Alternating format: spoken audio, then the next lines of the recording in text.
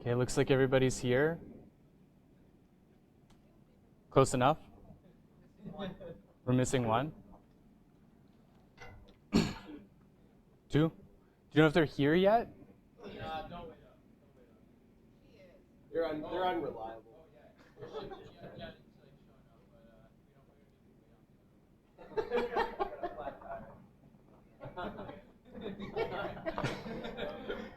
All right, sounds good.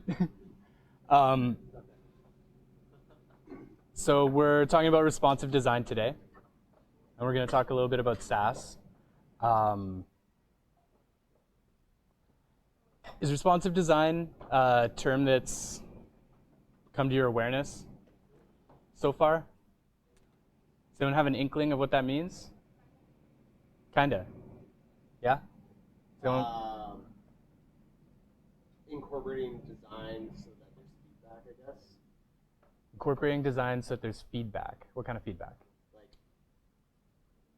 any action or apparent action that you do causes some interaction with what you're using. Any action or any interaction causes some feedback in the UI? Yeah. Interesting. It's not generally what we mean by responsive design. That's a different thing. But that's an interesting topic that we're not talking about. Design needs to conform to the context.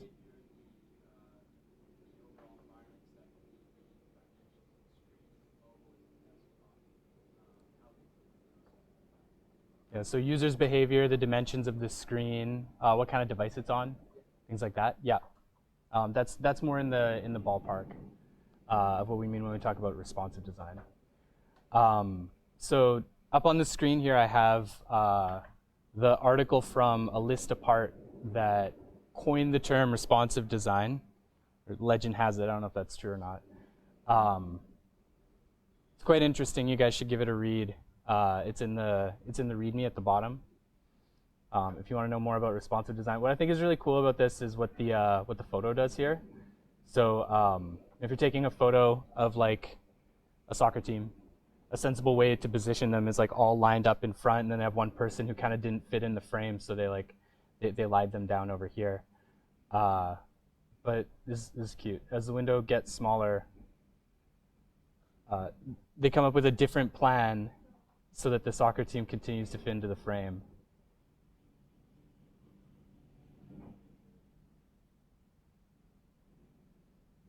If we get small enough, they do that. So when we talk about responsive design, generally what we're talking about is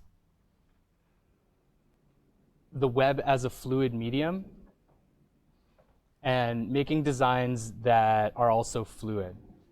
So a lot of design philosophy comes from print. It comes from newspapers and magazines and billboard ads and things like that. And so designers lay things out on a grid, and they say that they'll give you like a mock-up like this, where you have like these 4 menu items and 3 images here and some text. And this text is all uniform nonsense. Exactly 6 menu items, and they give you everything blocked out, and to the particular dimensions that they think looks good based on some principles about ratios and things that they maybe learn in design school. Maybe it's like a gut feel thing. And then they hand this off and they say, this is what I want you to make. And so then you as a developer go to implement it. And you make a pixel perfect, you like measure out how wide each of these boxes is. And you set heights and widths and margins and things, and you get everything just right. And then you say, okay, what content should go in there? And they say, well, we need these 6 menu items. And you go like, whoa, whoa, whoa. This design supports 4 menu items, that's it. And they go like, well, it has to be 6, and your design breaks, right? Or they say, this has to look good on tablets. Most of our users are going to be on tablets. And you say, well, I didn't design for tablets. I designed for 1024 and up pixel width. So that's no good. And what wireframes like this fail to capture is the fluidity of like variable content and variable contexts. So like often when we're, if you don't know like anything about responsive design and you kind of want to fake it, the thing that you do, and like you might see people do this with your demos, with your final projects. Like they'll come over and be like, oh, interesting, but is it responsive?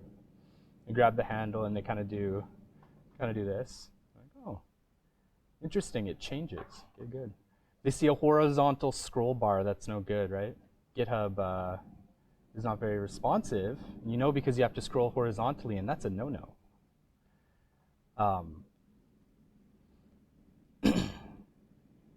But it's not just about screen widths, right? It's about the content in the boxes. It's about different browsers and platforms. So how does this look on an iPhone versus an Android phone? How does it look in Chrome versus Firefox?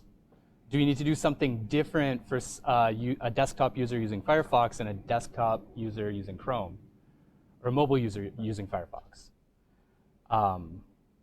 Things like your calendar widget. If you use the built-in calendar widget, it looks dramatically different on one platform than the other. And so you want to consider, well, how are we gonna deal with those things? So if you feel like remembering only one thing about responsive design, remember viewport width. I hope you remember like at least two things, but if it's just one, make it viewport width. A lot of what responsive design is just making layouts fit different viewport widths. And the reason for that is because we're fine to make users scroll vertically. We consider that a very standard way to interact with a web page. Is like you load a page and you scan things left to right, and then when you get to the bottom, you scroll. Don't really know why that is. Why is it that instead of turning pages, right? Why don't we use a book as an analogy? I'm not really sure. When was the last time you read an article on a scroll? Right? You know, like a big piece of parchment, and you like roll a tube up here and roll a tube down here, and it like makes the thing move. That's where scrolling comes from, right? So why do we use that as an analogy instead of turning a page? I don't really know.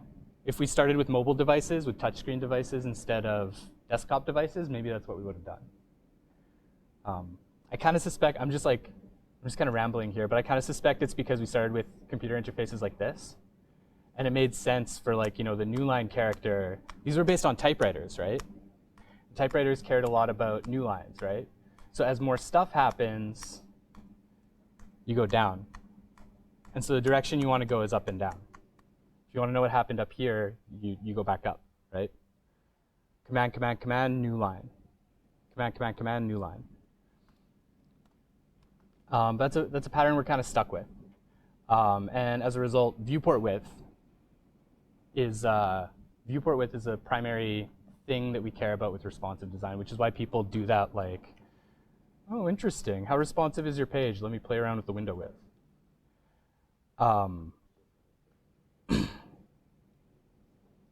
But what I want you guys to start thinking about is responsive design as not just the viewport width, not just whether it's like mobile or desktop, but also in terms of your apps are going to have user input. They're going to have variable user input, right? And so you need to make decisions about what's going to happen when a user sends a tweet that's 10 characters versus 100 characters. Do we need to be able to support 500 characters? What about 500 words? And all of those things that your app needs to be able to do are behavior oriented. So they're not layout oriented. They're not something that you can explain in terms of where does this go on an XY coordinate system. It's in terms of like, how do you want these boxes and these containers to behave as stuff changes? So like, make that a little bigger. It's a little toy I made. I have a bunch of different boxes here. They all contain some text, and they all look uniform, right? So if you imagine a designer handing off a wireframe that says, we need a box that looks kind of like this. This is the placeholder text they give me. I say, okay, no problem, I'm going to design that. But this is going to take user input. This is going to be like little feedback messages from users or something. All of these boxes behave a little bit differently depending on what's inside of them. So if I just get rid of all the text, You guys still see that? Cool. They all shrink, right? So that full width plan that we had just collapses into nothing. That's a decision that I made. If somebody told me like, no, if the box is empty, it's got to be the same width. That's an example of a behavior that these boxes don't exhibit by default. I didn't tell it to do that, so it doesn't. It has all this implied behavior. The browser gives you all these implied defaults about how things work. When you get to the end of a container with some text, the words wrap, right? That you don't get that for free. Somebody had to program that, right? And you can override it. So if we start just like putting some text in the box here, I want you to try to guess what's going to happen as more text goes into the box. Just think about it as I type here.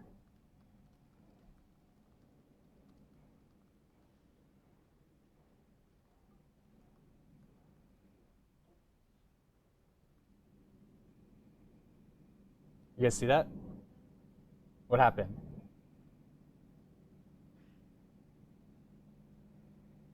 They changed. They're not uniform anymore, right? Up to this number of characters, or this width, because if I change these 3 characters to M's, I only get 2 of them.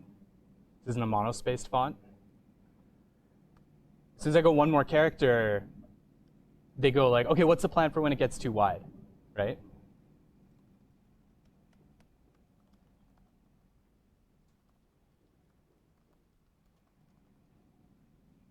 So what's going on here? What's this one do when it gets too wide?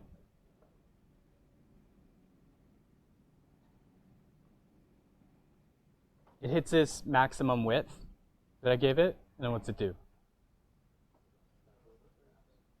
Yeah, the words wrap, right? So this top one is the default behavior for a paragraph tag. This is what the browser does by default. What's this one do?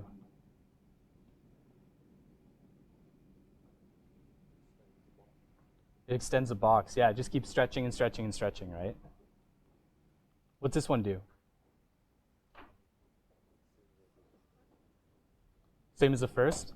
Yeah, right now it looks identical to the first, right? It looks identical to the first. There's a difference that I'm going to show you later. But right now it just looks like the same thing. It's doing the same thing that this one is. What about this one?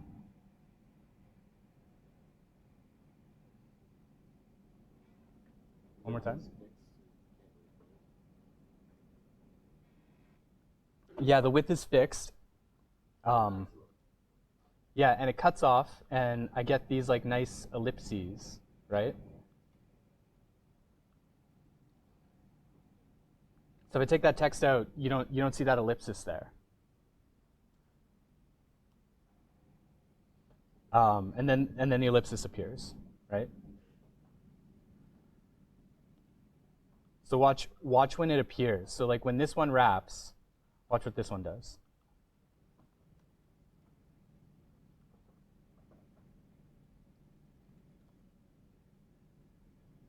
Interesting, right?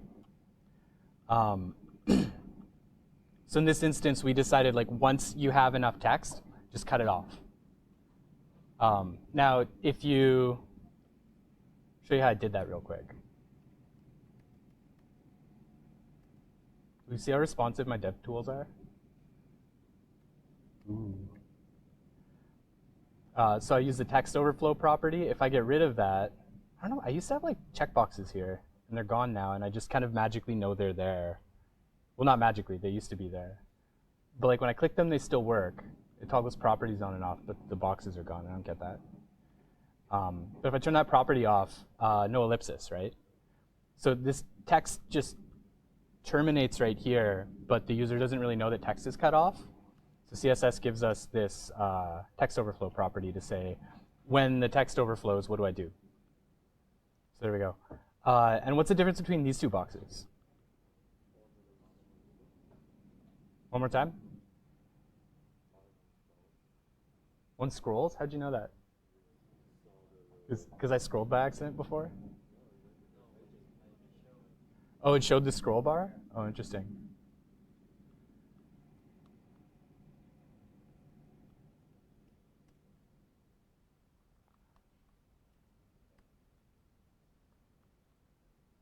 Oh, yeah, it does. Okay, yeah, that one scrolls horizontally, right? So same plan. I want to maintain that. I want to defend that space that I said is the maximum space that this box can fill. But if you have extra text, like the user can still get at it. I just want them to be able to scroll to it instead of like to have it like bleed out the side of the container like this one. This might push other things out of the way and mess up the layout, right? I'm just gonna copy, paste this text again. So this is just gonna go on forever, right? Gonna hide this element, in fact.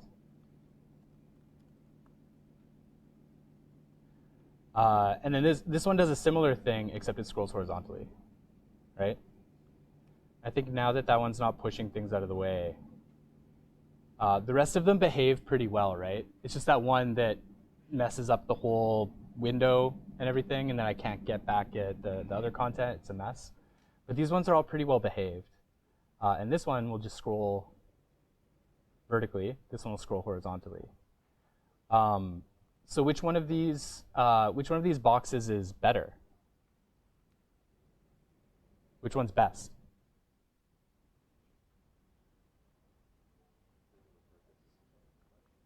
Depends on the purpose, exactly. It depends a lot on what you want, right? So HTML and CSS have a lot of really sensible defaults if the thing that you're making is like an academic paper. That's basically what HTML was built for, right?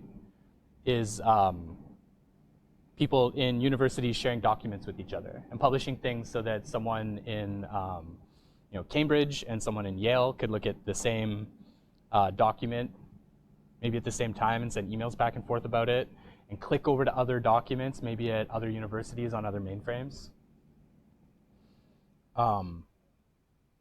So HTML and CSS have a bunch of sensible defaults for that sort of thing. If the thing that you have is like text that's organized into headings and paragraphs and bulleted lists, and you have images, and maybe if you have like a lot of time on your hands, you can make the images go beside the text. And then we started using this tool to like make like user interfaces and YouTube and Facebook and stuff. But we can reconfigure all of those things, right? So if we want something that's more like, these are like discrete boxes that don't change sizes and they play nicely with their neighbors, you want to make some decisions about like how wide is this allowed to get, how tall is this allowed to get.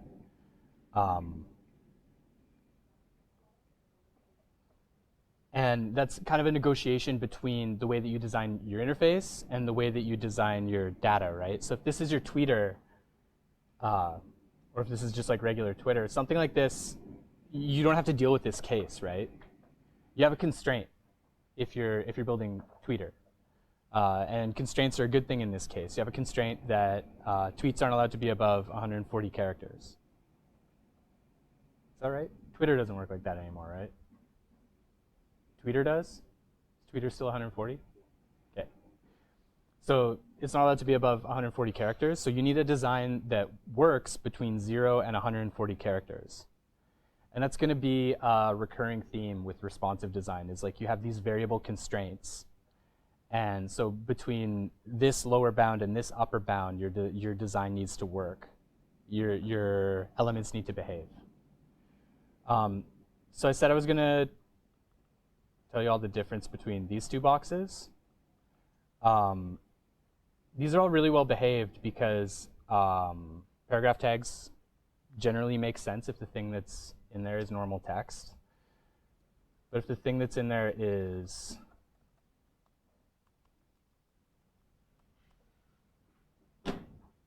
dumb text, then something bad happens with normal paragraph tags. So what's going on here between box 1 and box 2?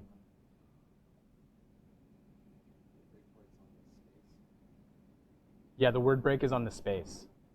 Exactly. So if we just pick a spot to put a space here, it wraps where I put the space, right?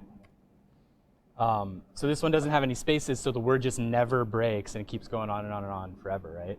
What's going on down here?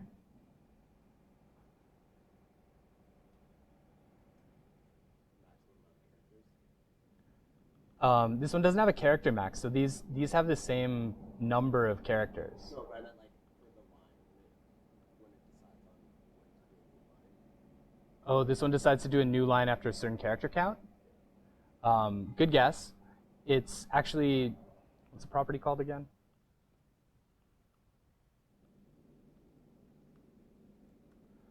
I'm actually using break word.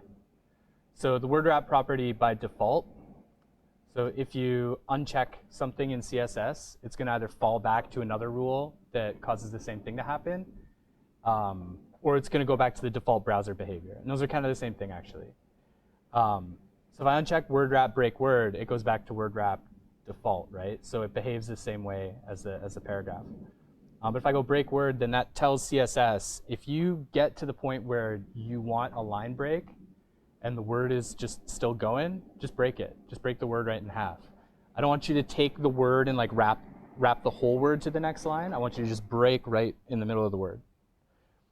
So if the word is something silly like this, then it'll make it behave in the context of this max width that we have on the box here.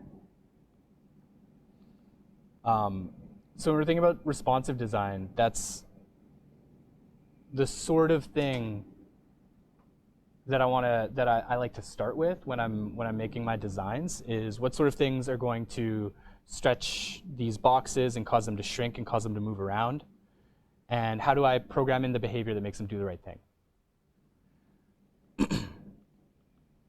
So viewport width is part of that, and we're going to spend a bunch of time today talking about how to deal with different viewport widths. But I don't want to give the impression that that's what responsive design is. Often people talk about it in terms of like how your page looks at different widths, how it looks on desktop and mobile. And it's true that that's often the most salient thing that you need to consider. But if you're not thinking in terms of, what if there are 5 buttons here instead of 3? What if there are 500 words in this box, right? How's it going to work? Is my UI going to break and do something like this? Or is it going to be OK? And do I need to add constraints on what data is allowed to go in there to make sure that my UI stays the same, that it continues to look good?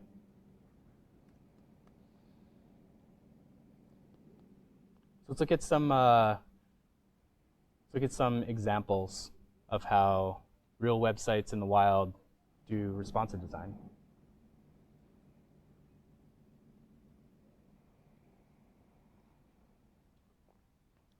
So this is just some e-commerce site for the longboard that I bought.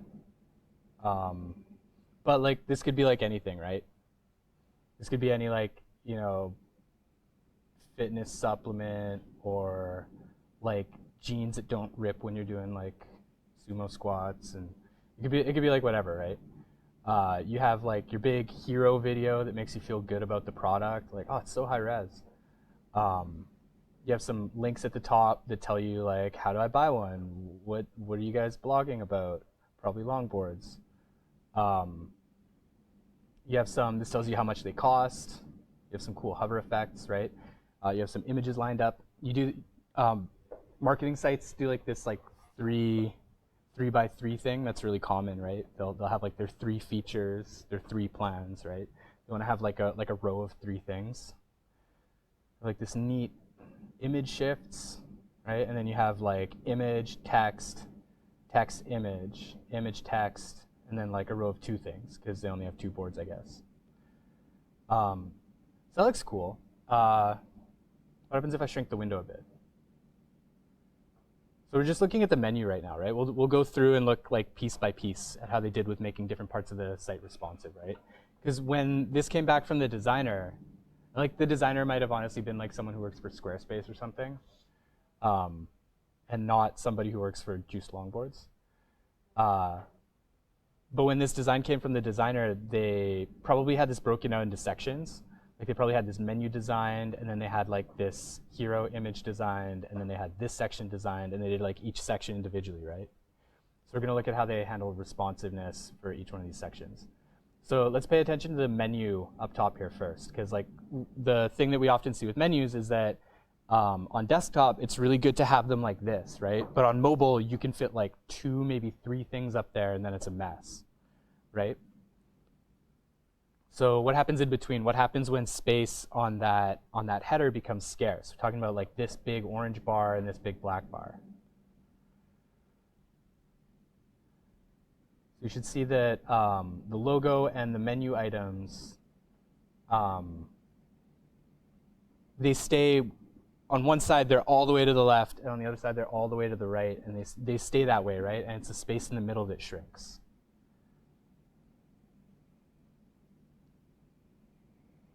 So we see like right here, we have like some kind of breakpoint where a bunch of our space between menu items disappears. So they thought, you know, once you get to about here, you still don't have to collapse the whole menu, but it makes sense to kind of get things to squeeze in. It's like if you have a bench that seats 6 people and 8 people show up, then you just like squeeze. Just take away some of the margin. And keep going, and then the menu disappears entirely, right? So we don't know when our orders ship anymore. They decided that wasn't that hierarchically important, right? There's like information hierarchy on all these pages, right? The largest piece of information, the most prominent piece of information is usually the most important. So they want you to know that you're on the Juiced website. They want you to know that it's an electric skateboard. And you know, like kind of down that hierarchy towards the bottom is this tiny font that says, you know, we ship orders pretty quick. So as space becomes scarce, things in that information hierarchy start getting removed from the bottom up, right?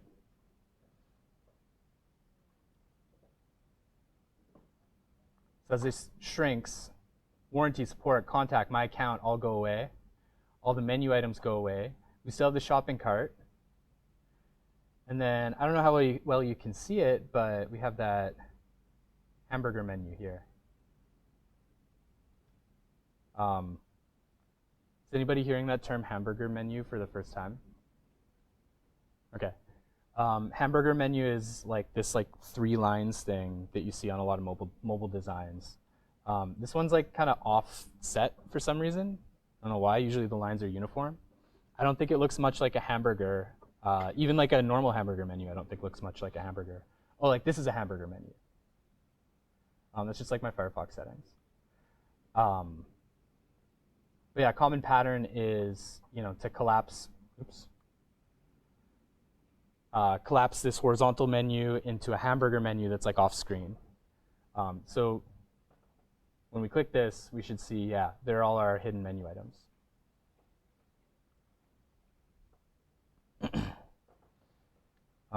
Cool. And the image kind of, the video got like, it's a different video, isn't it? Yeah, this is like a stopped video. It's interesting. Maybe that's a bug. So let's see what happens over here. So without doing anything to like manipulate the handles on the window, what's the constraint going to be as we shrink the window here? What do we want to watch for?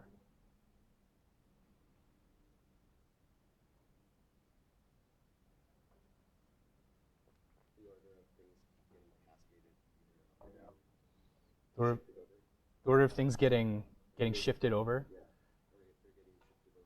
If they're getting shifted over, yeah. So just to walk that back a little bit to what we're watching for, the constraint is going to be you have this like the shape of this UI element. I just realized I was doing this on my screen, and I'm the only one who sees my screen. The shape of this UI element is like a squat box, right? It's like large this way, and it's not so large this way, and soon the window width is gonna start to encroach on that horizontal space, right? So what's gonna happen when we do that? And a sensible thing to do, as you said, might be, well, you can start just like moving the elements vertically, right? So that's a good plan. Let's see what they do.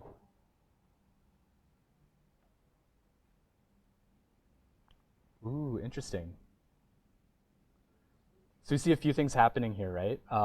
One one of the things we see is that like the text here, they have this big, I did it on my screen again. They have this big vertical margin or vertical padding on this box. And it looks like that's supposed to match the dimensions of these images, right? But we notice that as we get smaller, they fluidly shrink the images, and so that chews up this padding. And the text, does the text become smaller? Or does it just move? No, the text is the same size. But we chew up this margin. You notice how the text wraps? Like if you've ever worked on a platform where you can like put text on a screen, but it doesn't automatically wrap, and you have to like write the code to make it wrap, like you just never look at web pages the same again. Like seeing text wrap like this is just magic. So I'd argue that if I was going to be picky, I'd say that this should probably stay on one line. I wouldn't want this to break. I'd probably want the text to shrink first before like it wraps like that. Maybe. Okay,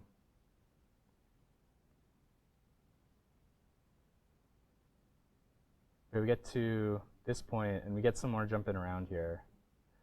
And I don't think this looks that good where it gets cut off here.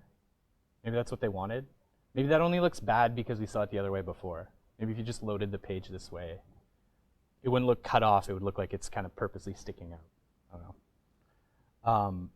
But that cushion that we had here, that white space that we had here, they take away, and they say like we want this to be like a tab just poking out onto the page instead of a box just floating there, right?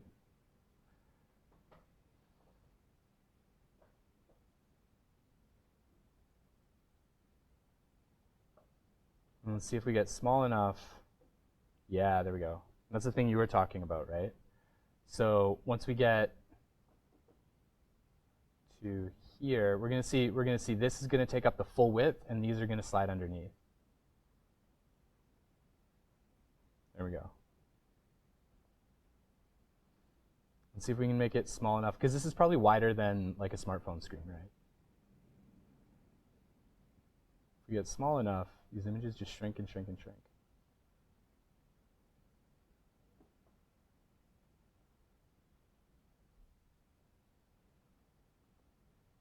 So I think that's cool. There's like all this, there's all this built-in behavior into how these elements change, right? Another thing that I think is interesting, I do this all the time, and I think this is maybe the best way to learn CSS. It's like when you see a page that has something interesting going on, you pop open the DevTools and you look at what's happening. If you want to see how like other people do, this is also good just for like boosting your confidence and realizing that like nobody's that good at CSS. So like I'm gonna grab this H3 here, and let's just see how good a job they did of like adapting to variable content.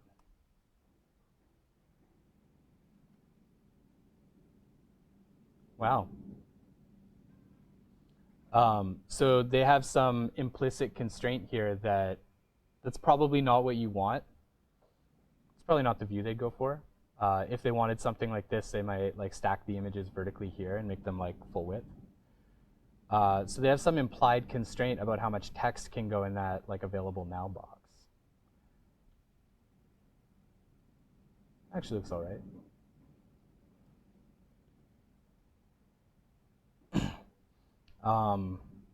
So that's the idea. We'll pick it up a little bit now. Just look at how they did these other elements. I think it's a good idea to do this with like lots of sites and see what they do. Like these images shrink, and this is interesting because they maintain like vertical height, but their horizontal height changes. And the images don't actually like warp, right? It's just like the box, like the clip box kind of like shrinks around them. They don't actually get larger and smaller. It's just how much of them is showing seems to change. Words start to wrap, get really, really narrow, and then that margin collapses, and then we get real small. Finally, two of them disappear. That's interesting. You have this image text text image thing, and that's going to do. This should be familiar by now. Those collapse, and then finally stack vertically, right? And so a lot of the responsive design patterns that you're gonna use are basically just different remixes of take your stuff that's like this and make it like this, put it on its side. So that's cool, and I think that's like a pretty good starting point for how to think about just basic like bread and butter table stakes responsiveness. It's just how to move things around, right? We're going to talk a little bit about how to do that now. Now as in today, not now as in next.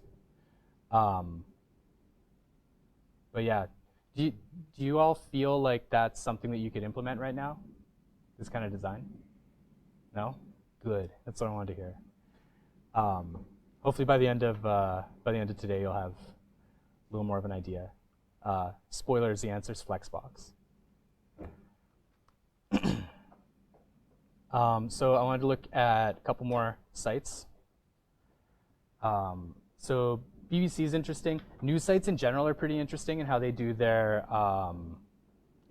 design, because they have to be quite information dense. They have to draw your attention to the things they want you to pay attention to. They have a lot of stories, a lot of content that they want to show you, but they also don't want you to feel like so overwhelmed that you that you feel stressed out using it, right? So they have like a lot going on. Let's think for a second about the information hierarchy on this page. What's the most important thing on this page?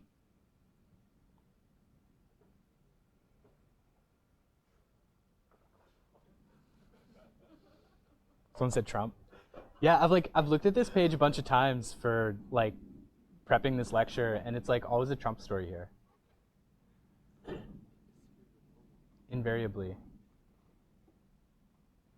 So how do you know this story is the how do you know this story is the most important thing on the page? Yeah, because it's biggest.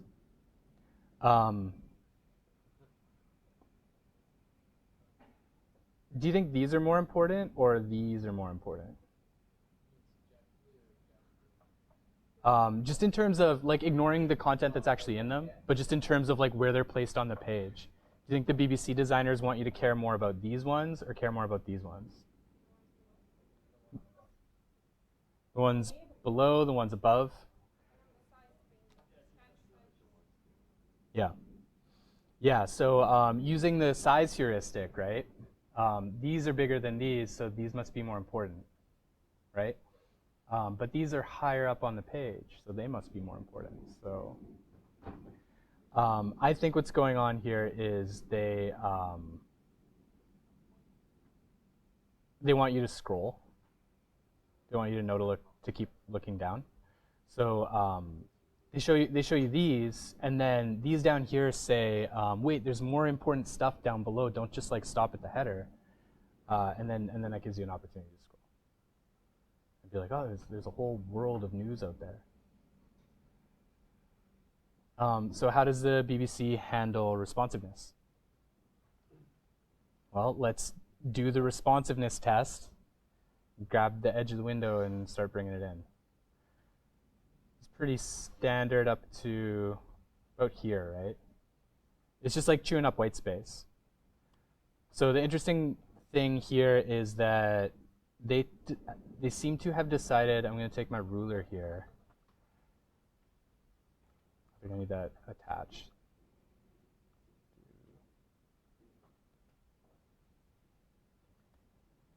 Oh, it's for the wrong page, that's why. I'm going to take my ruler here.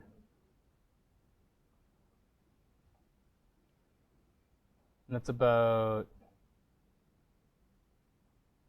1,200 pixels. Oh. No, it's more than that, isn't it?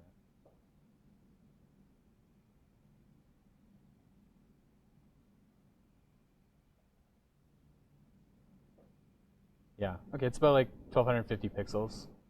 So they decided that this layout was going to be like about 1,250 pixels.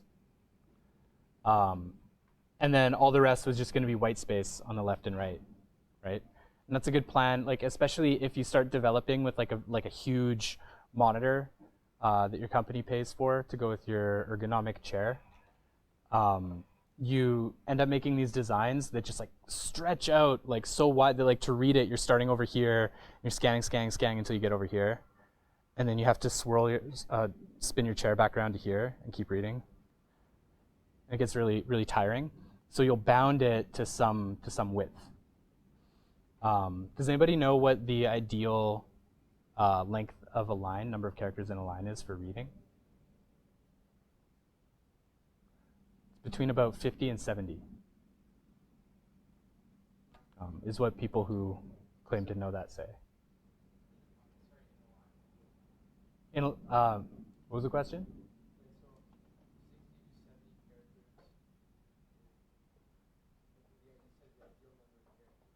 Yeah, like for reading. So if we, regardless of font size, yeah.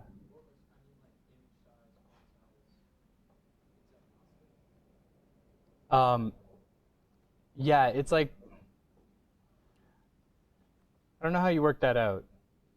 I actually have no idea where that number comes from. I think 50 to 70. So the number of characters that this line is probably based on someone's opinion about like how many lines, like for scanning text, how many characters on a line.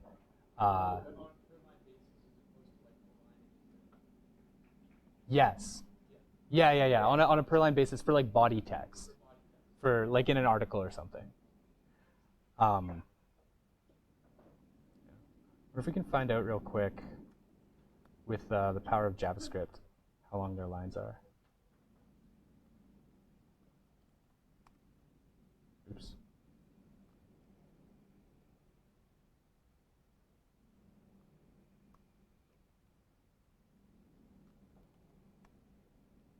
Okay, 81 characters apparently is what the BBC uses. So yeah, so this site decided that they were going to have this particular width, and that's your desktop width. And it doesn't matter how big your screen is. We're just going to give you like more margin on the outside, just an ocean of white space. And then as the window gets smaller up to that point, it just chews away at that white space until you hit there. Then something happens.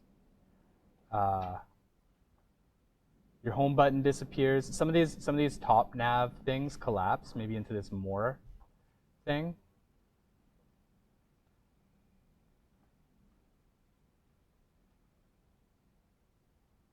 And then, yeah. What does this tell us about our information hierarchy? So I think this tells us two things. One is that the information hierarchy here is a lot less ambiguous than it was at this size. So that tells me that the tablet view, or maybe the mobile view, was designed first, and the desktop view was an afterthought, right? So we have like this very prominent, it's always Trump, very prominent hero image, first thing you're supposed to look at. Down here you have the next 4 stories. If you're like, don't want to read that for some reason, you scroll down and here are the next 4 things that you're supposed to consider. And then beyond that, you have like, well, what are you into? Sports? You into Canada? Like, what do you want? Let's see if we go even smaller. Yeah, and if we go small enough, then the images disappear and we just have the headings. Yeah, most of the images disappear, and then we just have headings and some more images. But yeah, so they made some decisions about, okay, so if we can only show 2 levels of the information hierarchy, which ones do we want to show? What if we can show 3? What if we can show 4?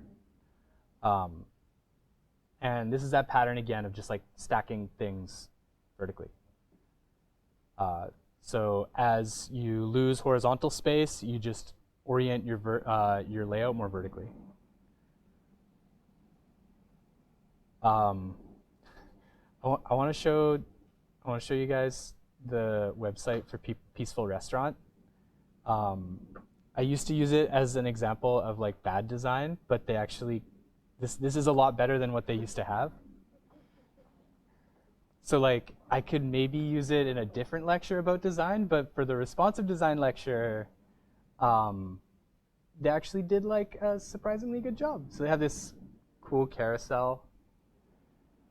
Like this took someone a lot of work. Um, but yeah, what do we expect the concerns to be as we lose horizontal space?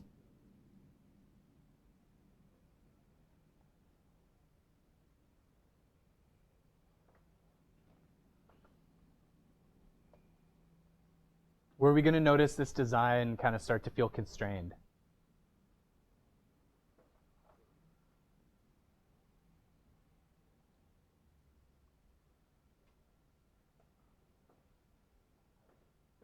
So we see that pattern again of chewing up just that margin on the outside, right? This is probably also like 1024 or something wide. Uh,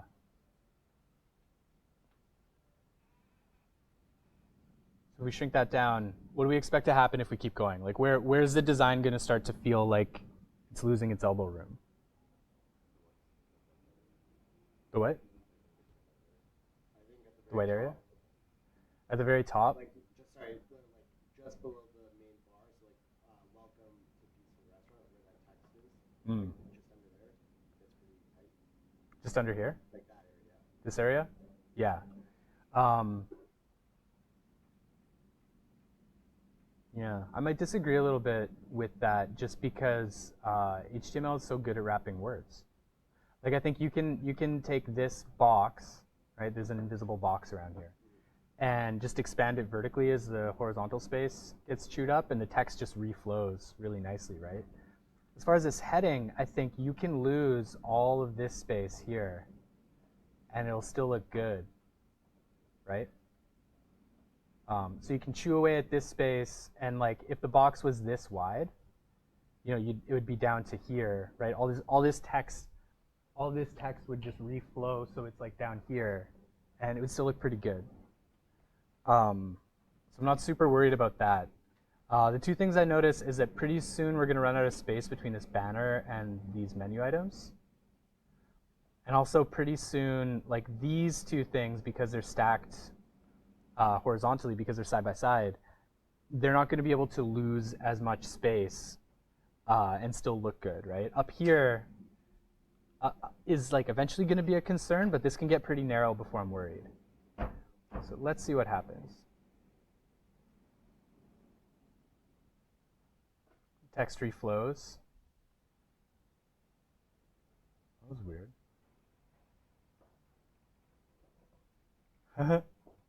Okay, we're going to talk about why that happens.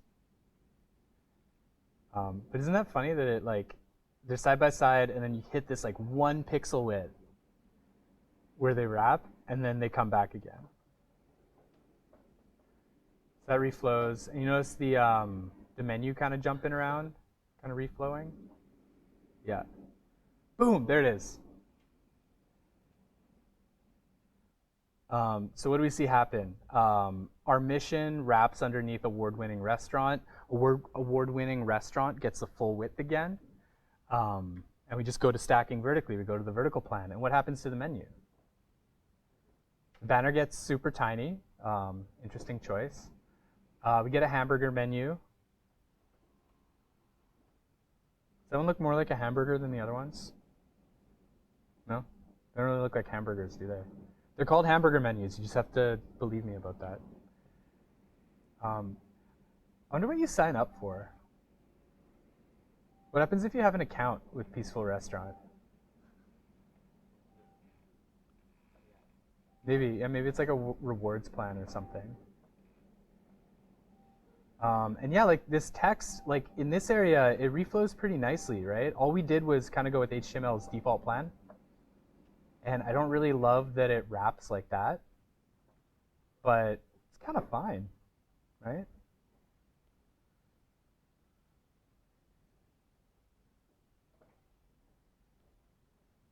The carousel looks a little janky. But yeah, they used to have like a really not great responsive plan, and I used it as an example in this lecture, and then it got better. So I thought they deserved props for that.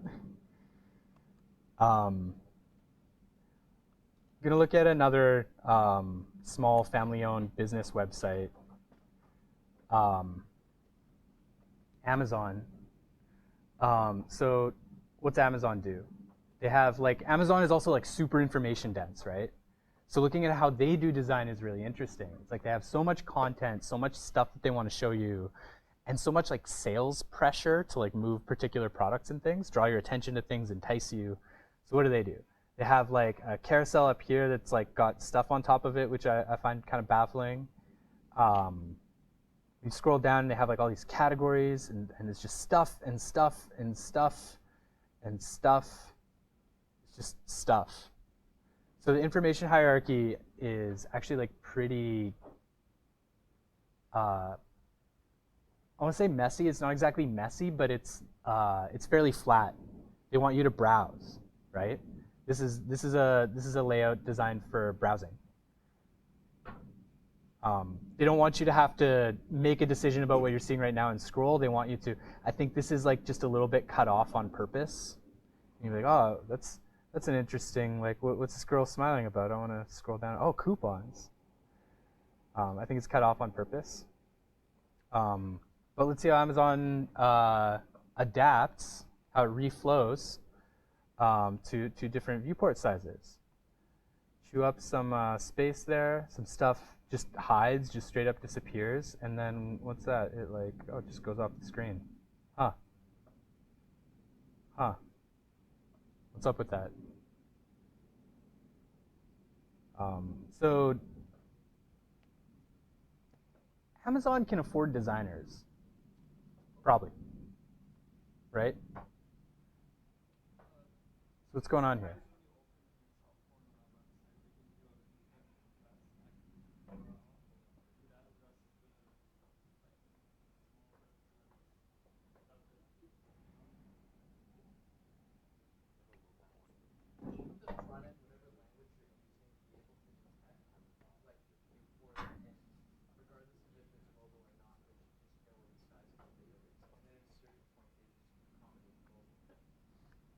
Yeah, you guys both brought up what I was about to say. Good job. You nailed it. I swear I didn't pay for that. We didn't plan that before. Yeah. So one way to approach adaptive design or responsive design is your viewport width, right? So we know, you might make the decision that I don't care if it's someone using a narrow browser window on their desktop, or if it's someone on a mobile device, or if it's someone on some other device. If the viewport is only this wide, this is a design I want to use. Another way you can do that is you look at the user agent.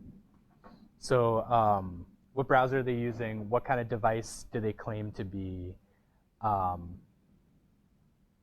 It's basically those two things. What browser and what device? So some apps, some sites, they don't care about your viewport width. They care about what kind of device that you're on, or what kind of device you claim to be on. So it turns out that what device you're on is just a thing that you send along in the HTTP request, and you can just lie. And the server that receives your request has, it's up to them whether they believe you or not. But you can just lie. And your dev tools are happy to lie for you. So if we go into mobile mode, or responsive design mode, I think that's Command-Alt-M on Firefox. It's some other key combination on Chrome. You're on your own for that. So this is on a Galaxy S9. Scroll over to my user agent, and I'm claiming to be a Linux device. What's up with that? Linux Android 7.0. What's up with that? Where does the Linux come from?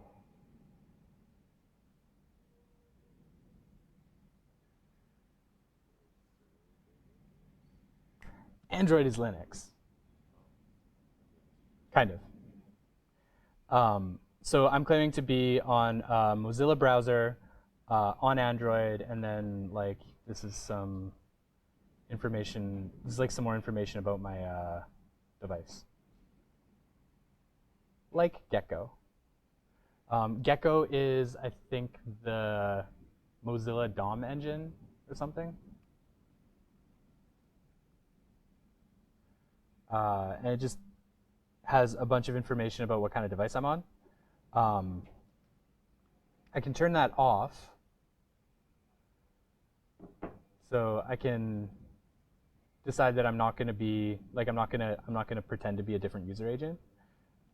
But basically what I'm saying with this tool is this is different than doing like just the grab the window handle thing, because I'm actually telling the server, oh no, I'm not an iOS or I'm not an OS X device running Firefox. I'm an Android phone. And so I get back the Android phone view, right? So Amazon doesn't do that thing where they're gonna like move things around as the window size changes. They just go like, don't be silly, make your window full width. But if you're on a mobile device, they have a different plan. They send you back different content. So that principle of having like a separate mobile view to desktop view, closely related to responsive design, but it's not, because you're actually sending back different content, right? It's like, you know how mobile Wikipedia looks? You guys seen that before? If you go to Wikipedia on your phone, you get like a completely different UI.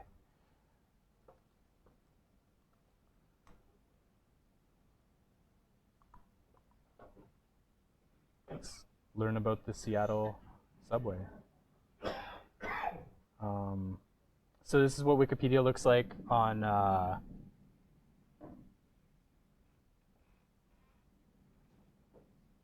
on desktop. In mobile view, it looks like totally different, right? And you can see that they actually redirect you to a different part of the site, right? You have that M now. The M is for mobile.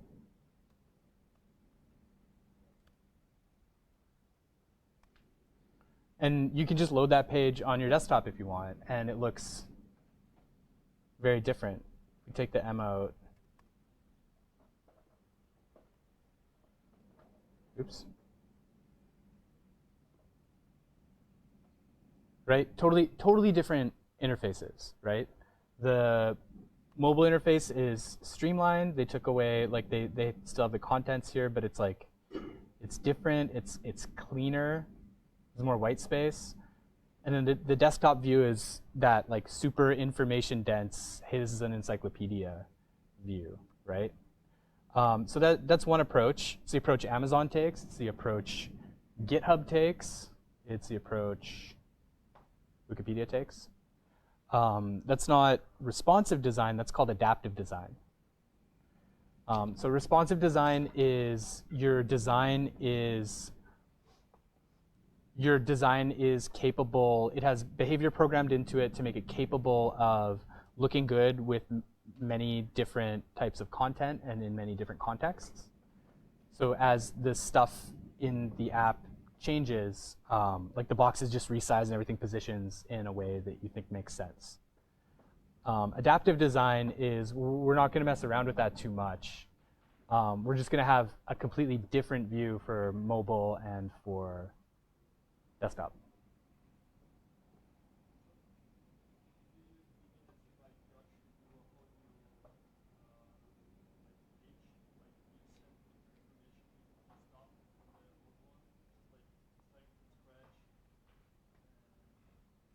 Yeah, so like pure adaptive design, true adaptive design is just the server gets a request and it looks at the user agent and it says, is this an Android or iOS device, or is this a mobile device?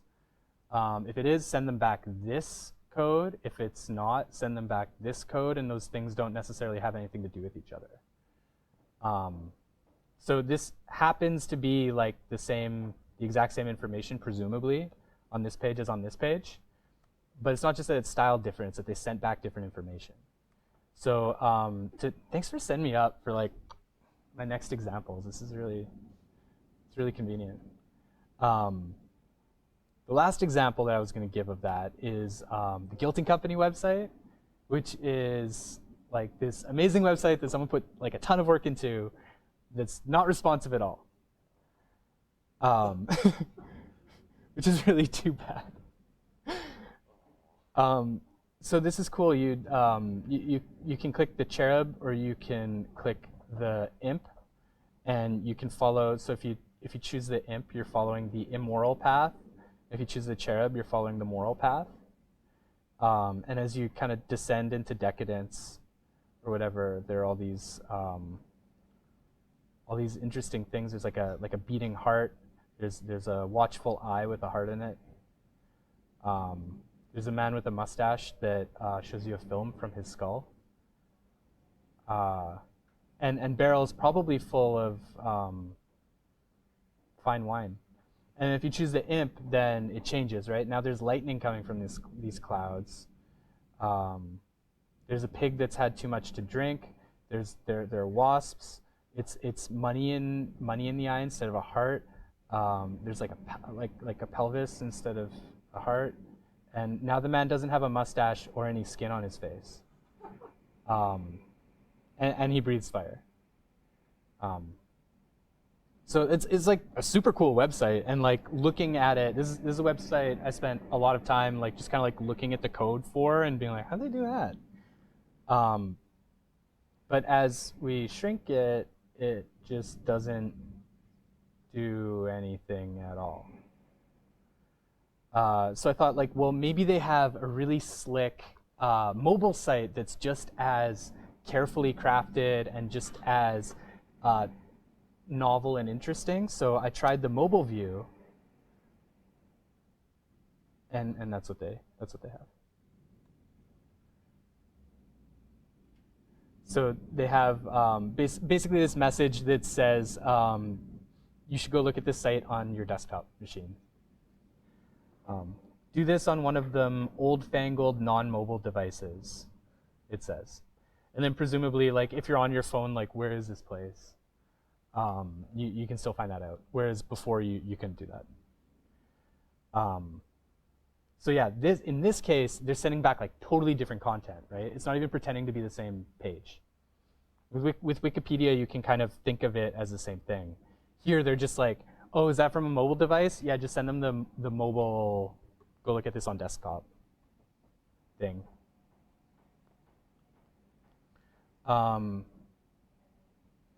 Okay, and yeah, I have it set to refresh. I don't know if you guys noticed that page reload, but I have it set to refresh when the user agent changes, so that when I close the responsive design tools, it gives me the desktop view again.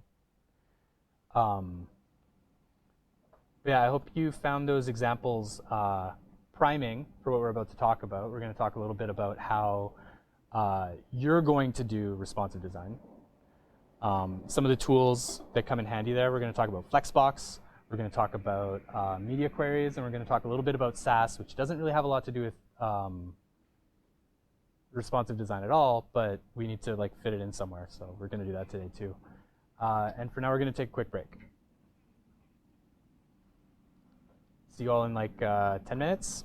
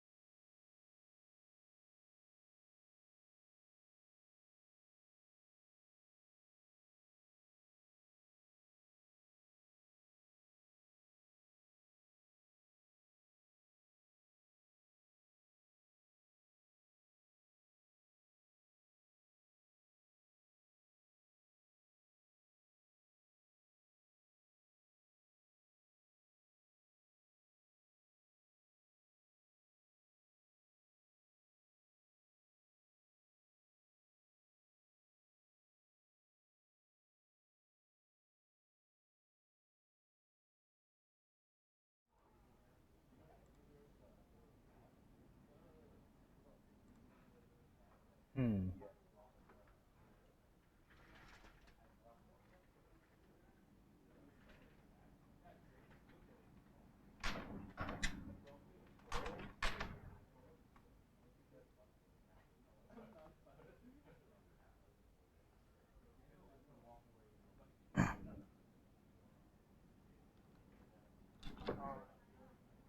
Okay, so we spent the first half of today talking about what responsive design is, what it looks like, and some of the thinking and philosophy behind it. But now, how do we do it? Is what we're going to cover in the second half here. So there are two main plans that we're going to cover today. The first plan is called Plan A because I think it's the plan you should start with. And that's making layouts that are inherently responsive. So layouts where you've built into the programming that you gave to each of your elements in the DOM, each element on the page, you've programmed in the behavior you want so that whatever content you throw at it, whatever device you throw at it, it'll continue to look good no matter what. So I think that's a pretty good plan. That's why it's Plan A. If you could just do that and that was always enough, you wouldn't need a Plan B. But when eventually that plan breaks down and fails, and sometimes you can't help it, we have a backup plan too. And that's where we get that thing where, okay, once you get to a certain point, we're just going to change the rules. And we're going to do something different than than what we do at like larger viewport widths. Let's talk about Plan A, layouts that are inherently responsive. How do you do that? The short answer is Flexbox. The long answer is mostly Flexbox and also some other stuff. But we're going to talk about Flexbox today. So just a quickly gauge where everybody's at. Have you interacted with Flexbox much? A little bit? Okay, you have. That's good. But in general, Flexbox is like a pretty new concept to everybody, except Nancy. Are you comfortable with Flexbox? It's good. Nice. I'm glad they're teaching that. So yeah, to understand the significance of Flexbox, I think it's useful to examine like what not Flexbox is like. And that takes us back to, it's called Flow Layout. So Flow Layout is the standard browser plan for organizing content on the page. So earlier we mentioned that HTML was originally made for what kind of content? To look at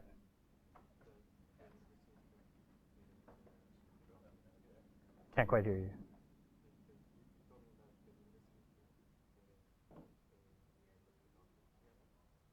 Yeah, yeah. So HTML was kind of designed to share like documents across universities, right? Like academic papers and things, right? Studies, reports, white papers, that sort of thing. Things that were very, very text-oriented, and you wanted to be able to do some stuff like, you know, like style them so that you had headings so they were easy to browse, and like bulleted lists and text stuff, right? Like word processing stuff. And that's still kind of the default plan for how, if you don't do anything else, if you just write HTML and don't write any CSS, or like import someone else's CSS, the plan that you get is that, right? You get like this serifed font, like Times New Roman or something. It's black on white background, and it just stacks on the page. Like paragraph, paragraph, paragraph, heading, paragraph, list, list item, list item, list item. And it looks quite plain, right? So that layout plan is how all your elements assume things are going to go unless you tell them otherwise, right? And that layout plan is called Flow Layout. Okay, so the way flow layout works is you have the, how do you describe this?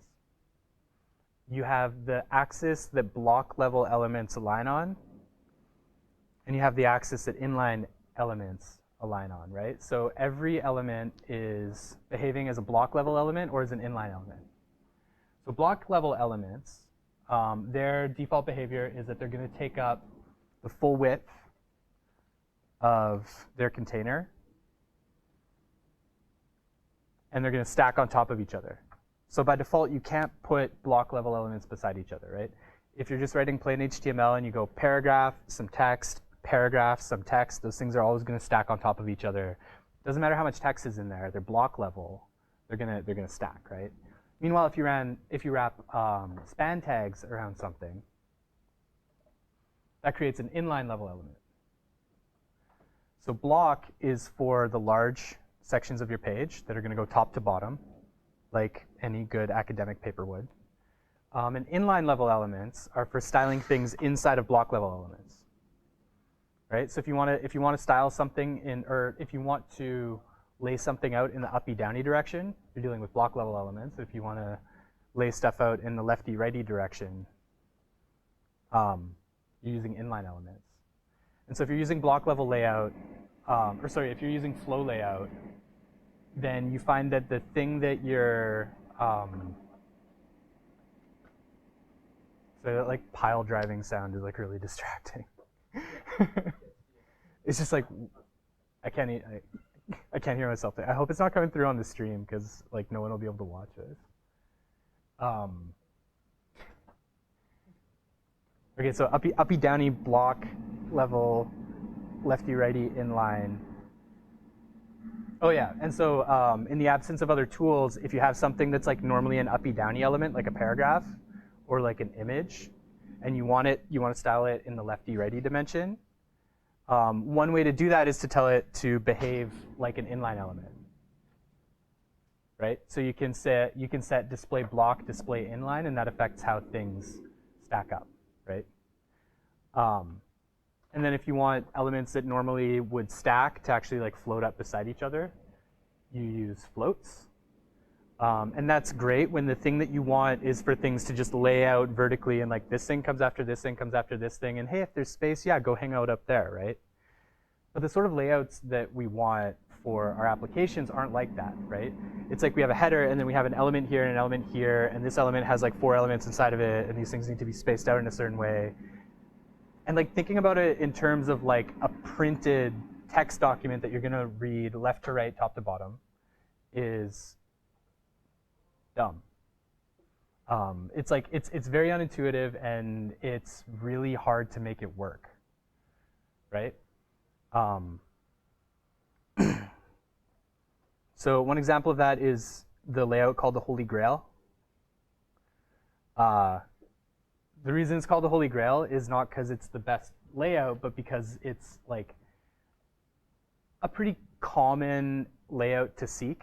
So if you're a designer in like 2009 or something, the Holy Grail is the layout that your bosses say, we want it to look like this. Or your designers say, we just like to put things here. Then you as a developer go like, hell. I can't do a Holy Grail. That's a fool's errand.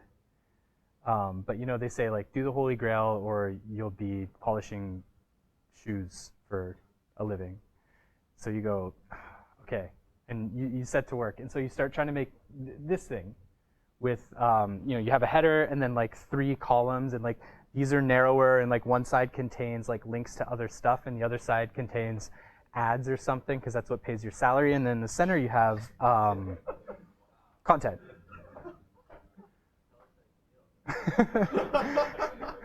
It's true. And so in the center you have this content, and then at the bottom you should have this footer, and maybe the footer is supposed to stay there so that you can see it, or maybe it's supposed to like float to the bottom or something.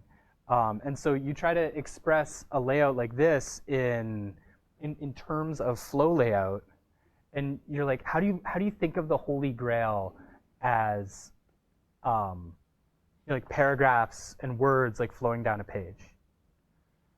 It doesn't make sense, and so as a result, people were doing like lots of things with like absolute positioning and fixed widths and floats and negative margins and like all these crazy hacks to make the flow layout behave like a sort of grid system.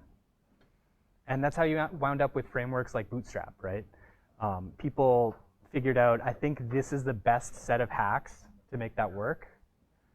And so if you use our hacks, we've abstracted a lot of the hacky kind of fiddly bits away, so you can just use the classes that we made. And you can get like the Holy Grail with you know, spending only half your day in Anguish instead of like the whole week.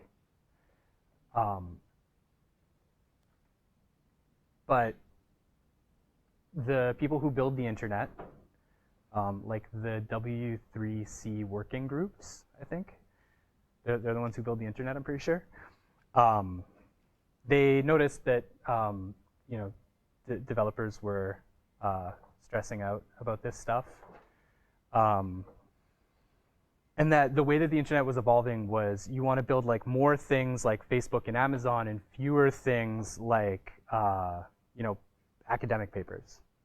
So they gave us tools like Flexbox and like CSS Grid and things like position fixed and position sticky. And those are all great tools. I think Flexbox is the way the internet should work by default. And there are reasons it can't that have to do with like, well, your academic papers are going to look terrible if you know, make everything Flexbox by default. So for legacy reasons, they can't just make Flexbox by default. But new platforms like React Native do have Flexbox as the default because it makes sense. It's so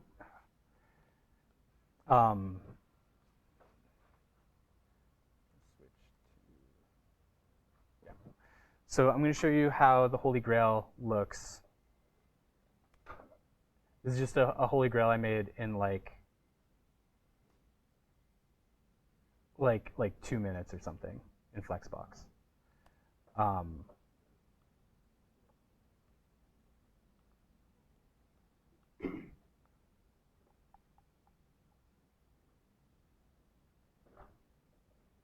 Why?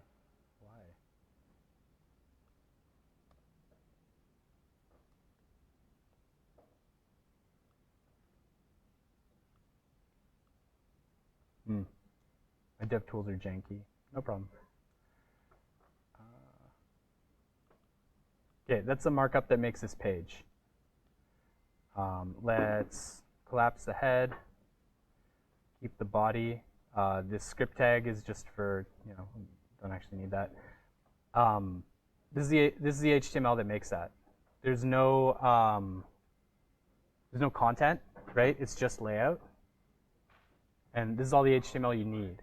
So if you've been trying to do layouts like this before, you might have this jungle of divs and like different classes that are like, this is a container for this thing, but this thing needs to contain this thing or else it doesn't work. And you have like all this kind of like crazy hierarchy, and it goes like div, div, div, div, div, div, div, div, div, and you need to buy a second monitor for all your divs, for all your indentation levels.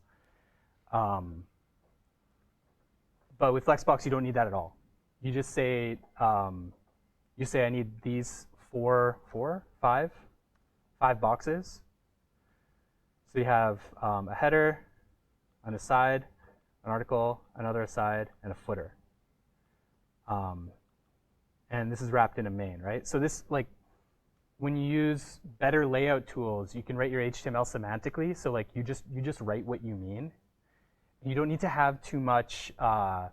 You don't need to do too much of the you know, containers that are just like their only job is to push things around and make it so like, oh, this wants to float up, but I have to like knock it back down. And you don't have to do as much hacking. You can just write what you mean and it works. So this is my header. Here's my main area, right? And here's my footer, right? So if we look at it at this level, so we can collapse that. Here's my header, here's my main, here's my footer. Cool. Inside the main, I have an aside. This is the aside. This is the main content area. Is that what I called this? I called this the article. And this is the other aside. So simple. And this is the CSS, the body. That stuff doesn't matter too much.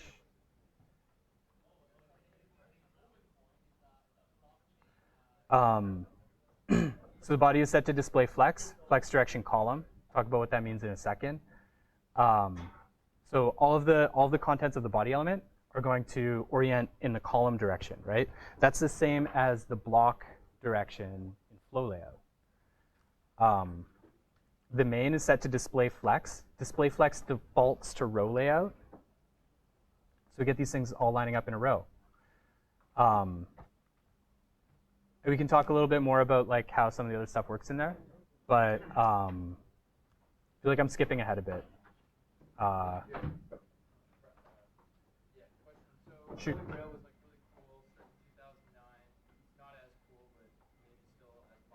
What is not as cool? Holy Grail.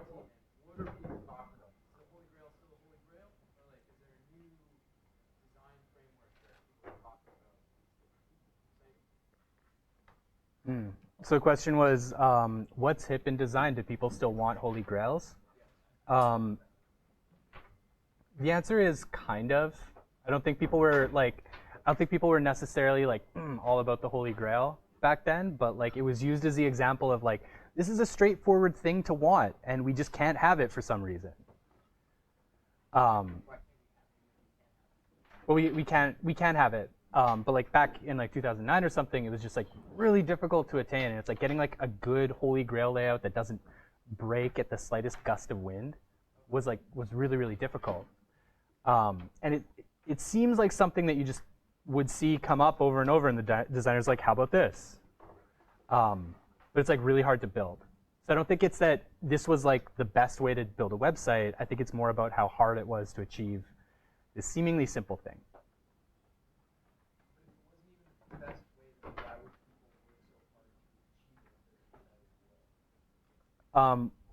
Well, because their designer gave them a mock-up like this, and they had previously said in a meeting, yeah, you just design whatever you want, and I'll figure out a way to build it.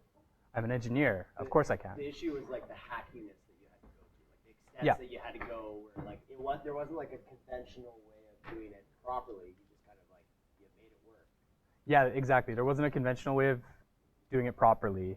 You had to like come up with all these hacks to kind of like muscle the CSS engine into doing what you wanted, and it was a big mess. So it could be like you don't have this sidebar 2, you just have like sidebar 1 and full width article, right? It could be you have like header, then subheader, or maybe the article has its own subheader or something like that. All these different remixes of this same thing, right? The same kind of layout where it's like, you know, you have a header and a footer. That's pretty common. We still do that today. And then you have, you know, you have something here. It could be like an app where, you know, the app I work on has like a big map here. And then, you know, we have like a navigator here, and like sometimes an inspector opens over here. It's kind of a holy grail, but we don't really think of it that way. But it's just like if you were going to draw out like sort of what's the simplest looking layout that is the hardest to attain, and is also like common, you know, someone who's just thinking like, yeah, you know, we want a website. And, you know, as I'm looking over here, I want to be able to look over here, and there's some stuff there. Why is that hard? I get that, but why don't we flip around? Like, what's the best looking design that's fairly simple to attain? Or like, are there Garrett's greatest hits? Like, what are the things where you're like, man, like if I like build a website, and obviously there's a lot of things that go into it, and it's substantial, but you're like, these are my like 3 favorite things to go to. Is Holy Grail one of them? Is it not? Like, What's the best design?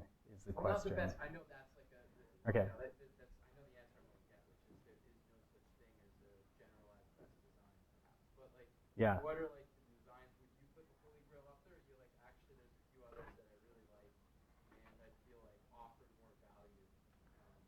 It depends a lot on what you like. It really depends. Like sites are so idiosyncratic. I think there aren't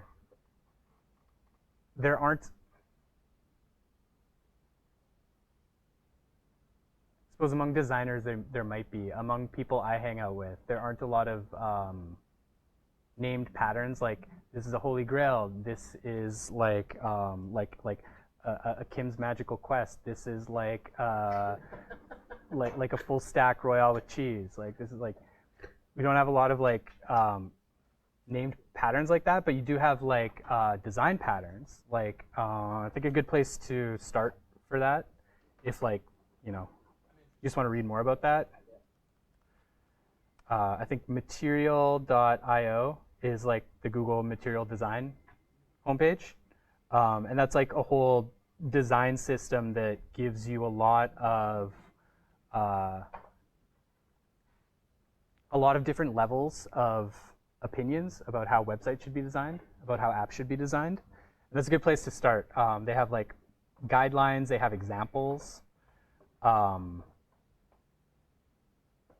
Another place you might look for that sort of thing is like component libraries. Like I think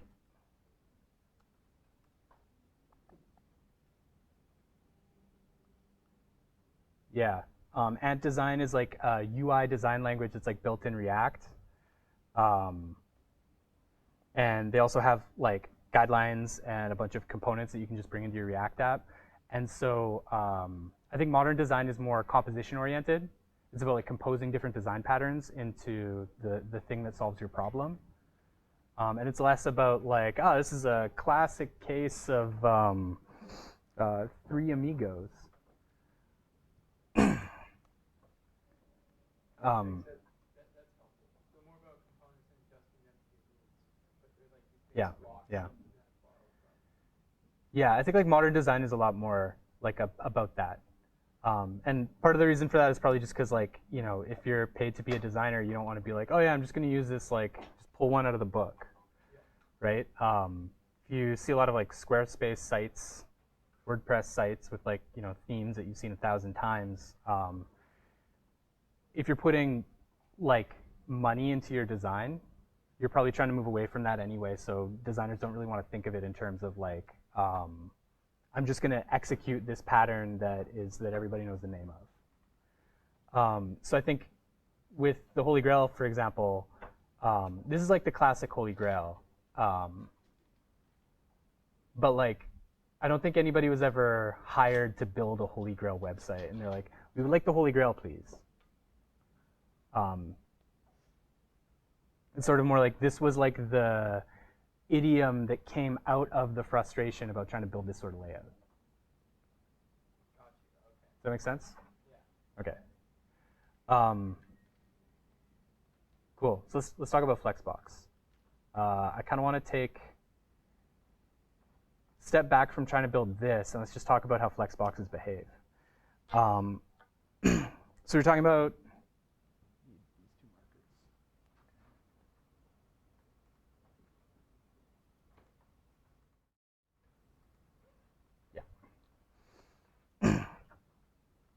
So in flow layout, we have block level elements, and nested inside of block level elements, we have inline elements.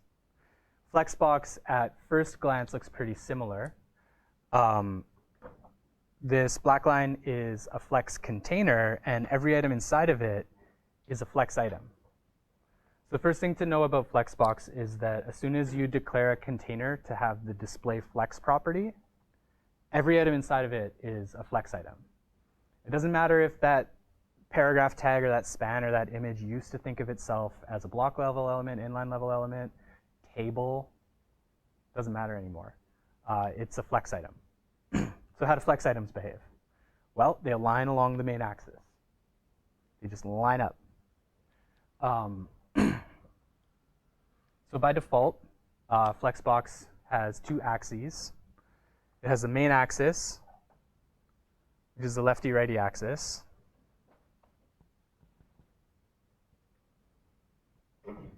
And the cross axis,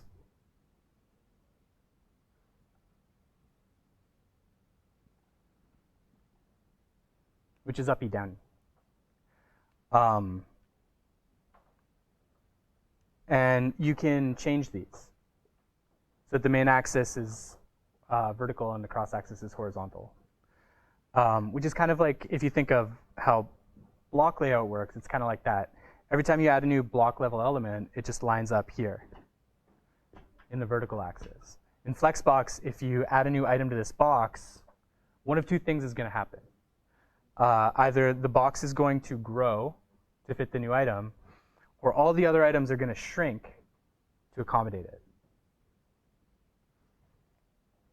And what affects that is, how wide this box thinks it's allowed to be. So there's this negotiation going on between the child element and the parent element and the parent's parent to determine, okay, so when another item goes in here, what do we do? How do we adjust?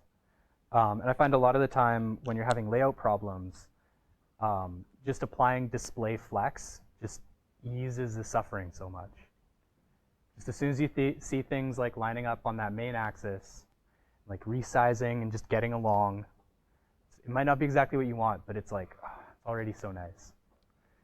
So we go, so the first property that we need to know about is display flex.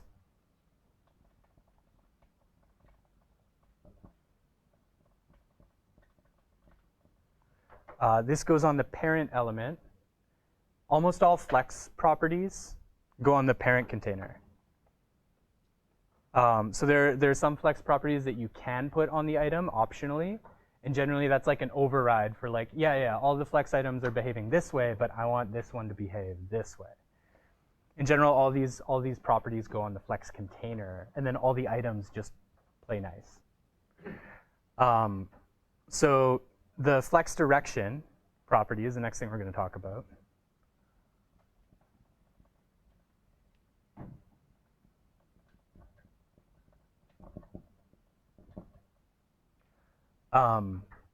The flex direction determines which direction the main axis is in.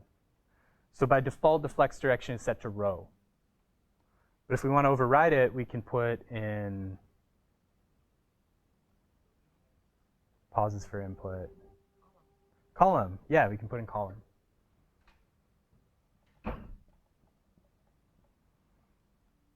if we go flex direction column, then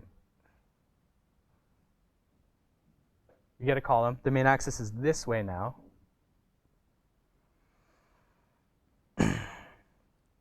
And now if I put 3 boxes in this box, in this container, where are they going to go? They're going to go top to bottom. Yep. And how are they going to arrange? Let's say they're like tiny boxes. First one's going to go there. Where's the next one go? Underneath. Yep. Right here. Or if there are just 2, does it go like this? Depends on what you set it to. So yeah, one of the super handy things about Flexbox is that once you have the flex items in the container, Flexbox gives you, I think, a comprehensive set of things that you can do to it to decide like where these things are going to arrange. So under some circumstances, you just want things to go in a list like this.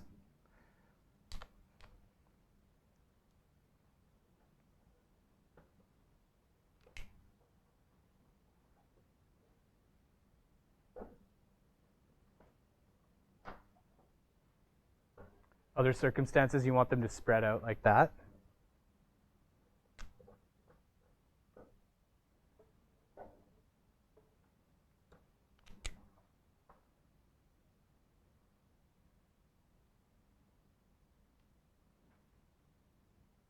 In other circumstances, you want them to line up at the end.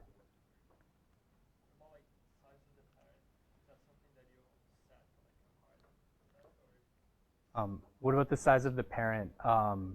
Yeah, the size of the parent depends on other attributes.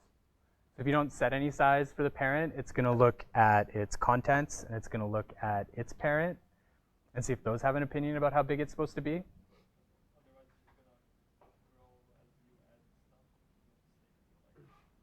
Otherwise, it's going to, it's gonna grow how you add. It's gonna grow as you add stuff up to the point where it like is as big as it can get. Sorry.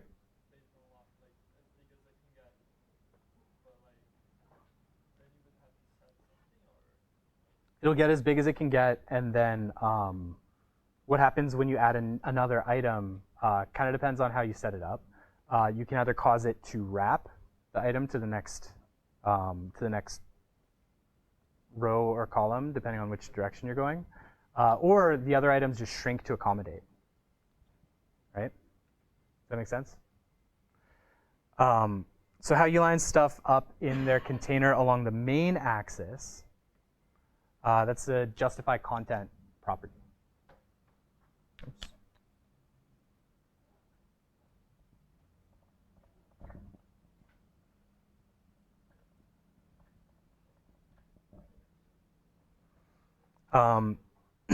And this is going to default to flex start. So in Flexbox, because we don't talk about up and down, left and right, we talk about main axis, cross axis. We use terms like flex start and flex end instead of left and right, top and bottom. Although actually you can use left, right, top, bottom. But the beauty of doing it this way is that like if you change the flex direction, the content still justifies the same way if you use flex start, flex end.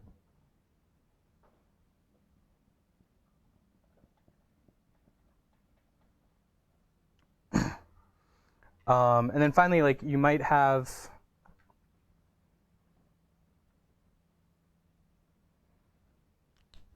like a box that's bigger than its contents, like it's wider than its contents.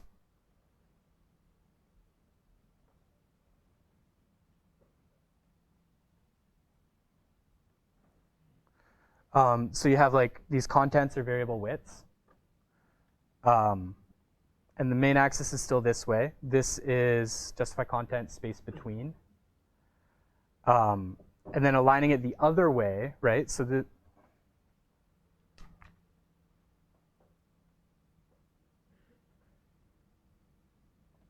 here's your main axis, right? Aligning them on the cross axis is the align items property.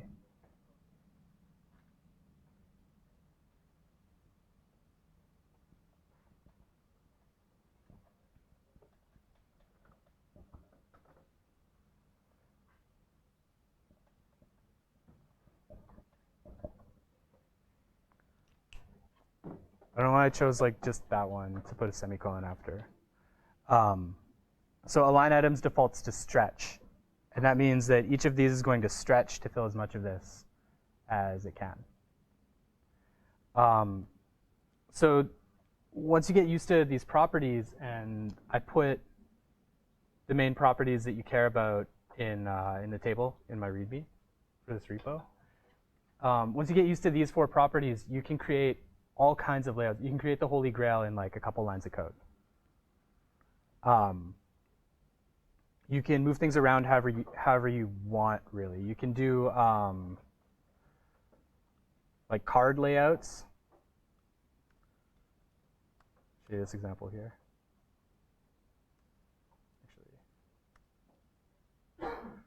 Actually, you can do card layouts like this really straightforwardly.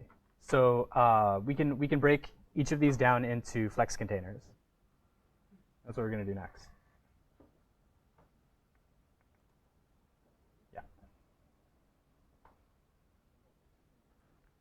So once we're thinking of things in terms of like every flex box is either a bunch of stuff lining up this way or a bunch of stuff lining up this way.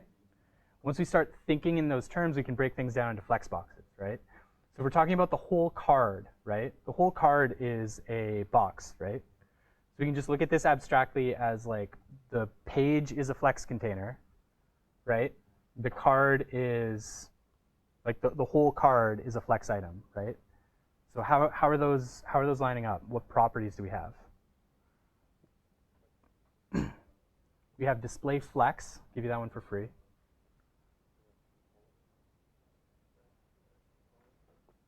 Flex direction column, good.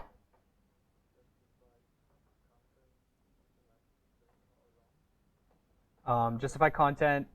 Justify content here is actually just default. I don't have that set. So they're just stacking one under the other, like block layout.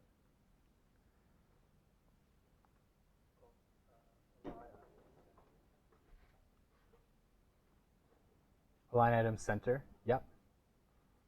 So if I turn off display flex, these are block level elements, so they just kind of like, they line up along the left edge. They just do like that normal like block level thing. If I set flex direction to row, well, it looks terrible. If I just override it. Yeah, there we go. So if I want them to line up like that, it like messes up some of my other margins. But if I want them to line up like that, that's as simple as flipping the flex direction property. Then inside each of these cards, you can look at each card as having a header, main section, footer, right? So this is a flex box, and each of these are flex items, right? So this is going to be flex direction column. This is going to be flex direction column. And yeah, the items are going to be stretched, right? So they're like set to fixed height, but they just take up the whole container, right? And then the header,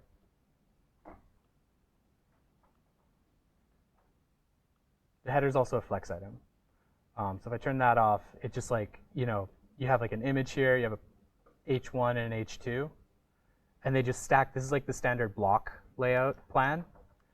But with Flexbox, they don't do that. They align in a row automatically, and justify content, instead of having them all like kind of like line up against the left edge, I've justify content space between. And that just spaces them out so that it pushes the leftmost item all the way to the left and the rightmost item all the way to the right.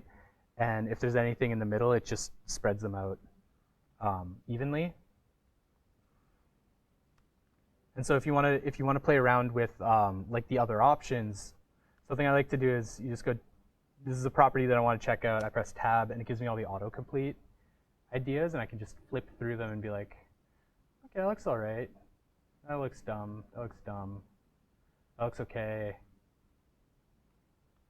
Those don't do much. That doesn't do much. Space around, space between, space evenly. Probably something in there, and I think space between is the one I want. So then that's the one I keep. And then align items centered, just like getting those like pixel perfect, like, I wish that wasn't jammed up against the top or like against the bottom. That's like the same kind of thing. I just go like flip through them until I find the one that I think looks good.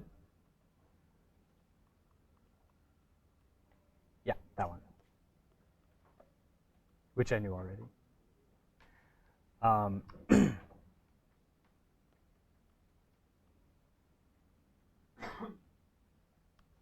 Okay, we're like pretty much out of time, but I definitely need to talk about media queries before we take off. So I'm going to take like a few minutes to do that. If you guys got to pee or something, go ahead.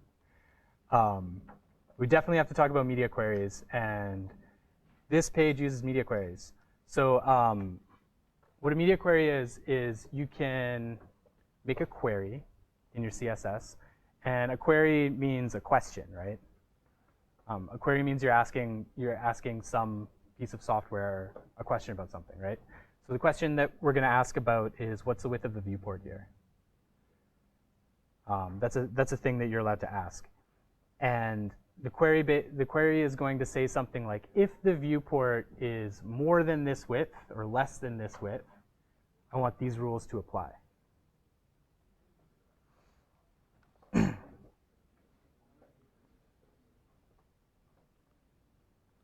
So this is the CSS that makes this page go.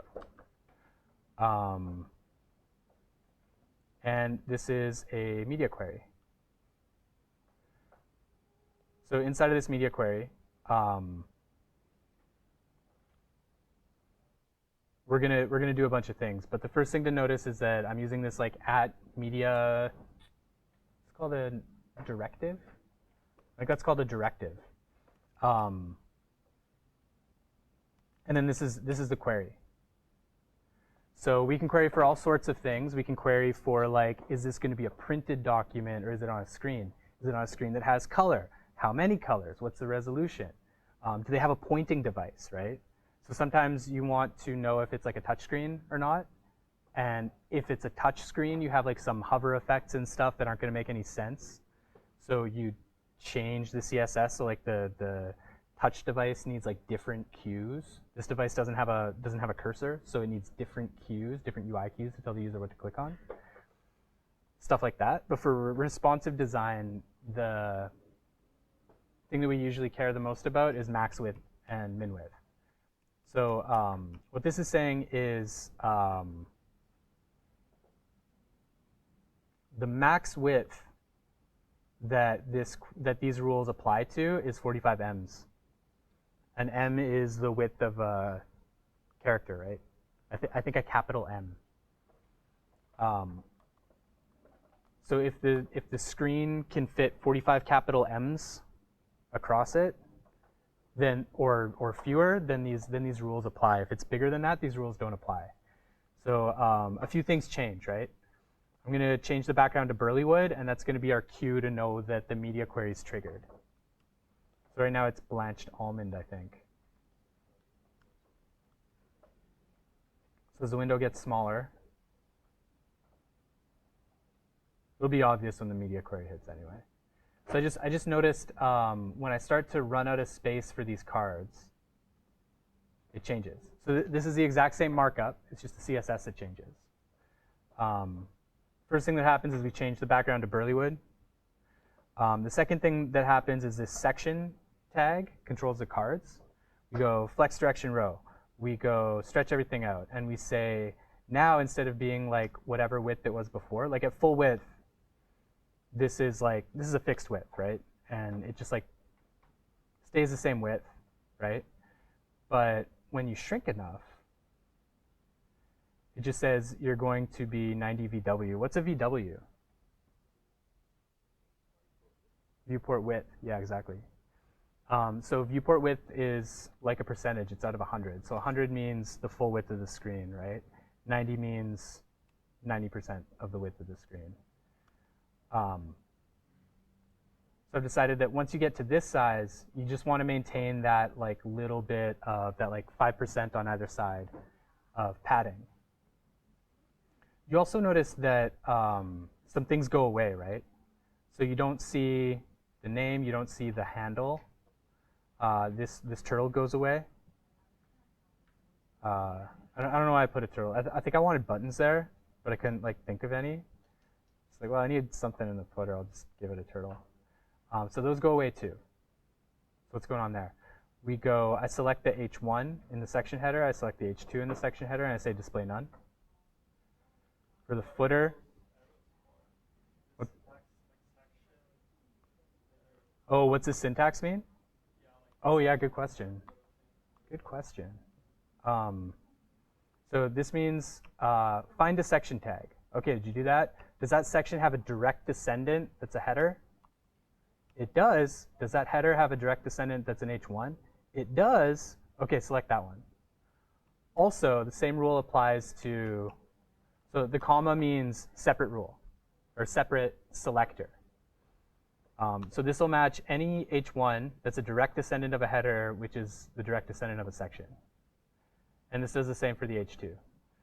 If I take those chevrons out, it means they don't need to be direct descendants. So like any section that has anywhere in its tree a child that's a header, that has anywhere in its tree an H2, select that. This means they have to be direct descendants. And I do the same kind of thing with the footer. I think I can actually just do that. Cool, good refactor, Garrett. Yeah, that still works. So here I'm making the decision, that's that information hierarchy thing, right? I decided that the most important thing when we run out of screen real estate is you should still be able to see the image and you should still be able to see the message. And there's some other stuff that we can hide. So you can apply all sorts of rules, like any rules that you can normally apply inside of a media query. Media queries have higher specificity, or rules inside of media queries have higher specificity than rules outside of media queries, which means that all else being equal, a rule that looks like this inside of a media query will override a similar rule outside of one. So you design the view that you want first, and then you do your overrides inside of the media query. So a bunch of stuff stays the same, right? The background color or the header color stays the same, right? The font size stays the same. The image and the border radius and stuff all stay the same. It's just the overrides that go inside the media query. Trying to like sprint to the end here. Any questions about media queries? Okay, one other thing that I need to put on your radar that we're not going to talk too much about. For your media queries to work, you need like this magic meta tag. And you can look it up. It's in one of your exercises. It's in my README somewhere. I don't know. You need this magic meta tag to tell the page, oh yeah, by the way, report to the browser things like how wide the window is and stuff like that. So we're going to talk like real quick about Sass. I'm sorry, Sass, that I saved you until like 8 minutes after the lecture was supposed to end. But yeah, this is like the time that we talk about Sass. So like, I guess let's do that real quick. You guys okay to hang in there for a little bit? Okay, great. Has anyone used Sass before, other than Nancy?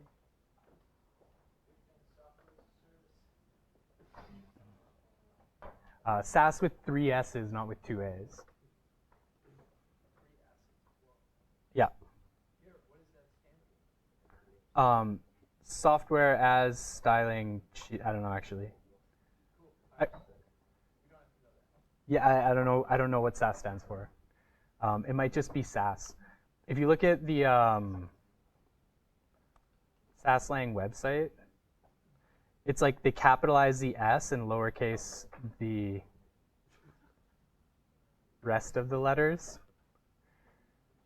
So I think maybe it's just like a word. Maybe it doesn't stand for anything.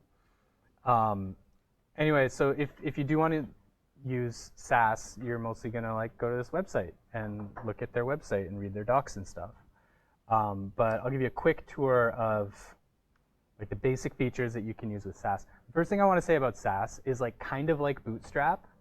A lot of the problems that Sass solves and has solved for a long time, regular CSS solves now.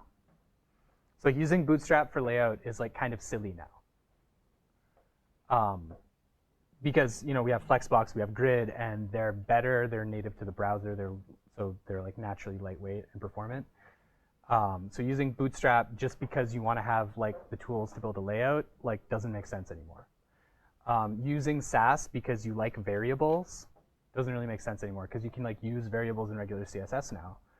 But I'm going to talk about the 2 things that Sass does that are like you can start using today and that are still useful and still make sense. And the first thing is nesting. So if you look at, we'll go back to this this media query here, and like you just tee me up for like the best the best stuff. So here we have like kind of some repeated code here. It's like section header h1, section header h2, section footer, right? In CSS, you kind of have to write all these selectors at like a flat level. Oh, you know what? This is not a good example of what I was going to show. I'm going to have to go further up for that. So we style the section, and then we style the section header, and then we style every element inside of the section header. And we have to style them like flat like that, right? So like there's no obvious relationship between these 2 rules. That seems kind of silly. So like, wouldn't it be cool, hypothetically, if you could just do this? And you could just nest things like that, right? That's the first tool that Sass gives you. So there are 2 ways that comes into play. I'm going to switch to the version that actually uses Sass. Notice that this is an SCSS file, and it gets like a special icon as opposed to the CSS file, which is, gets like the 3 for CSS3. And what we're doing here is we have this section tag, and instead of needing to write the media query as like a whole separate thing that you don't necessarily see as you're scanning the file, you can put it right inside of the section tag. And that's pretty handy. So you notice there's like no selector here, right? Previously I had to go, I had to write my media query like that. I don't have to do that. SAS knows already that like this is nested inside of a section tag. So this is supposed to be a media query with a section tag. This header is actually semantically a little different than what I was doing before. But if I just did that, it would be exactly the same. So this is saying a header that is a direct descendant of whatever I'm nested inside, which is the section. And that's the same as just like doing section header as opposed to section header.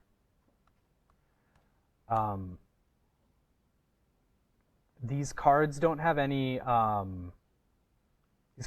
special like classes, like a certain kind of card is like active or disabled or something. But if we did, like we might have something like section disabled, right? So a section tag that has like a particular class on it, right? For that one, if we were to go like this,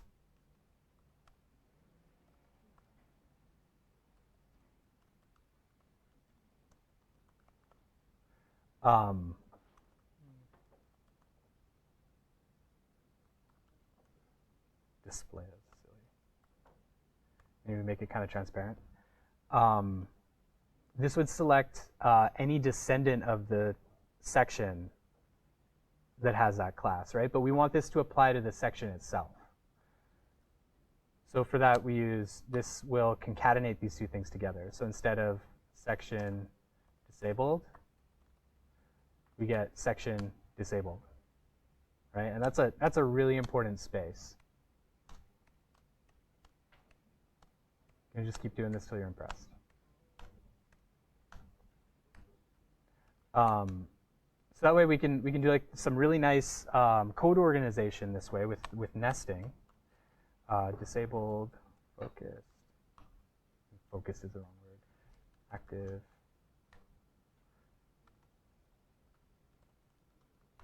Right, and you can have like these different states and different like ways of looking at things. You might have like collapsed, right? And you have all these special CSS rules where if you don't have any of these classes, you want these rules to apply to all of these, like to all of these, and then you want these rules to like override those rules or add to those rules, otherwise manipulate them.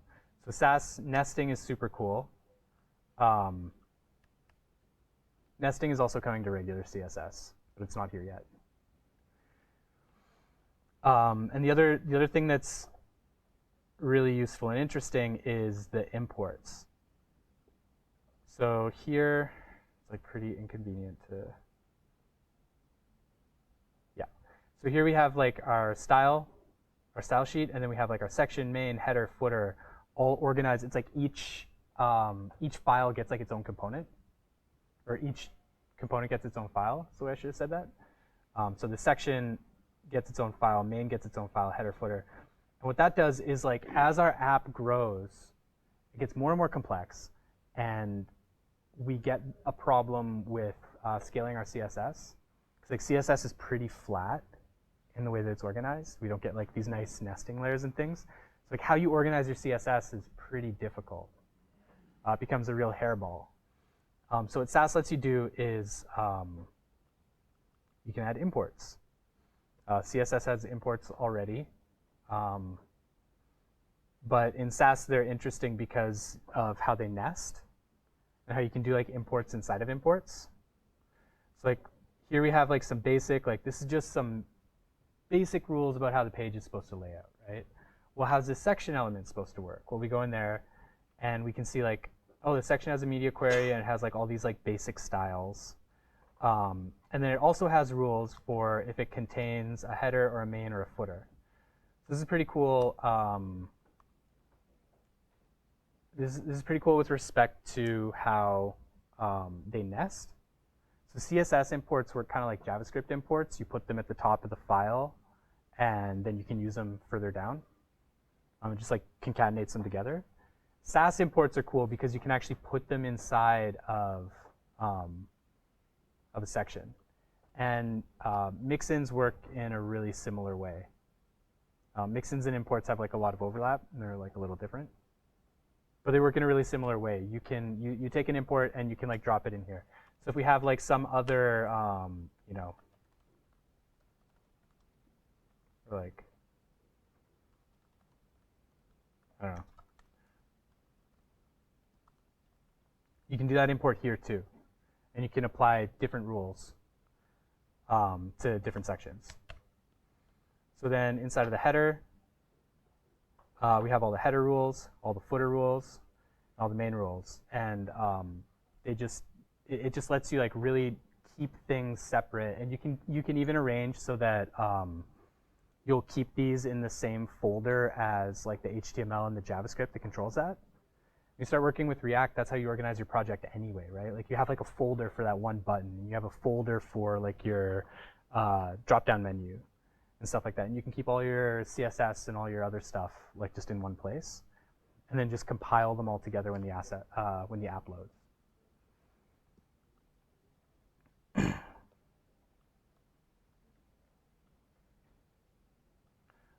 So the other thing that I want to flag here is the SCSS files are what we call source files.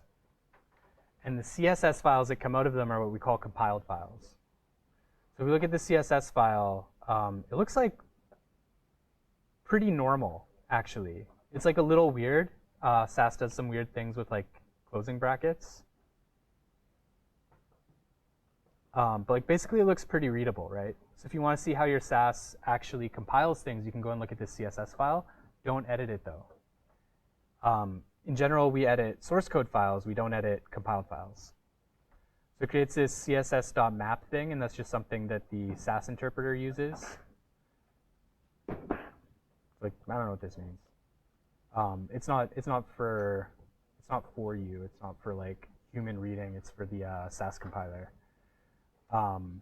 The style.css you can read, but you shouldn't edit.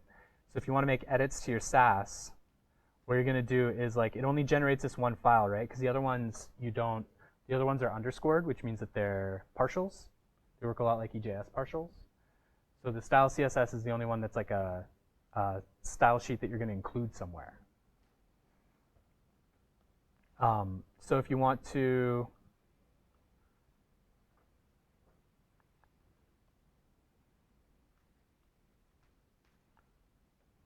you can just delete your CSS files, and you can regenerate them.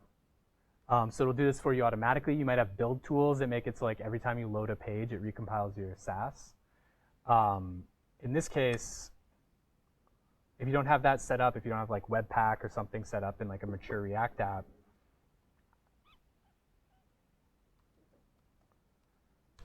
you're probably going to do something like use Sass Watch. So if you want to see if Sass is installed on your machine, it should be installed on your virtual machine, but people like often have trouble with that. You can just try typing Sass and see what happens. Not much happens, but it hangs, which tells you that something's going on, right? If I just type garbage, it'll be like, I don't know what that means. A better way is to go which Sass, and you can see where it's installed. So I have Ruby version installed. You can choose from like a couple different languages on the website. They all work the same way. So the way that I do this is I have to go Sass --watch, and I need to provide it a path or a pattern. So I'm going to go for every directory, including nested directories, that's what the double star means. For every file that ends in SCSS, watch those guys. And this is in the README, by the way. This magic invocation that lets you do that. So you can see as soon as we run this, it notices, oh, I don't have this CSS file for all of these guys. These are new. Oh, it actually wrote these. Looks like it wrote these. It's interesting. Maybe it's because I changed them. But yeah, I regenerated all of these. So now if I go and I add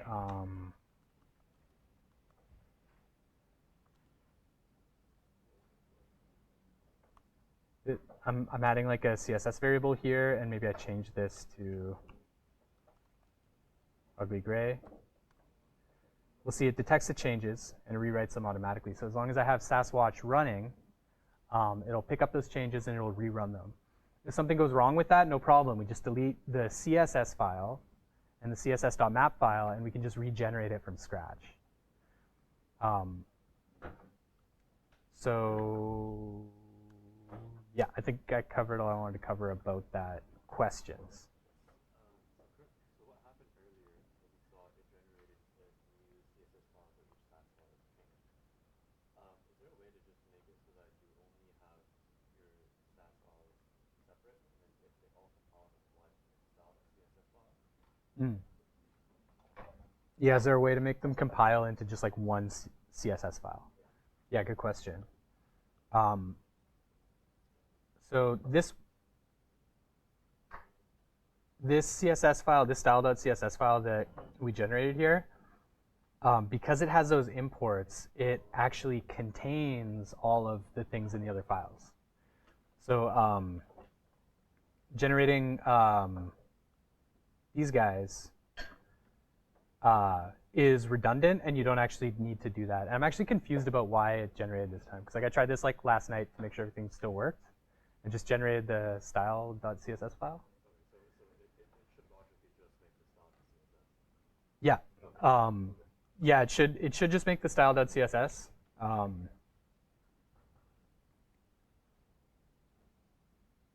Yeah, and if you just use this style.css, you don't have to like require the other ones because they contain all this stuff in the that's contained in the partials. So generating all of these is kind of redundant. You don't need to do that and shouldn't do that. So, and did you say something about like where the output files go? Okay, I had like another question that I thought you were asking. Okay, well I'm gonna answer that question even though you didn't ask it. So the other thing that you can do that you might want to know about that might be relevant to you is you have like a directory where your source files are and a separate directory where your compiled files are.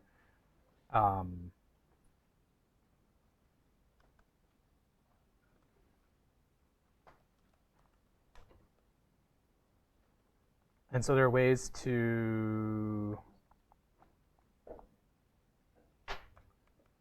yeah, if you look at the help page, it describes SassWatch input output. You can say like, this is where I want, this is the input file that I care about. This is the only file I care about.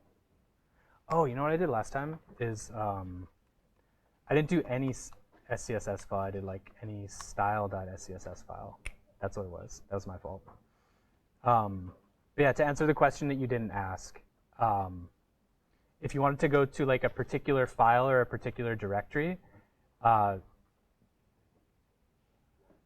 this is how you do this. When you do your SassWatch, and if you just pass it like one pattern or one path, it'll just be like, well, I'm going to find a file called blank, and I'm blank.scss. I'm going to output a file called blank.css. Easy. This way you can say, no, I want you to watch a file called this, and I want you to output it to a file called this or a directory called this. So you can configure it that way, and like it might be nice to keep your compiled code and your source code separate. That's a thing that might come up. So any other questions before we like break for lunch? Okay, cool.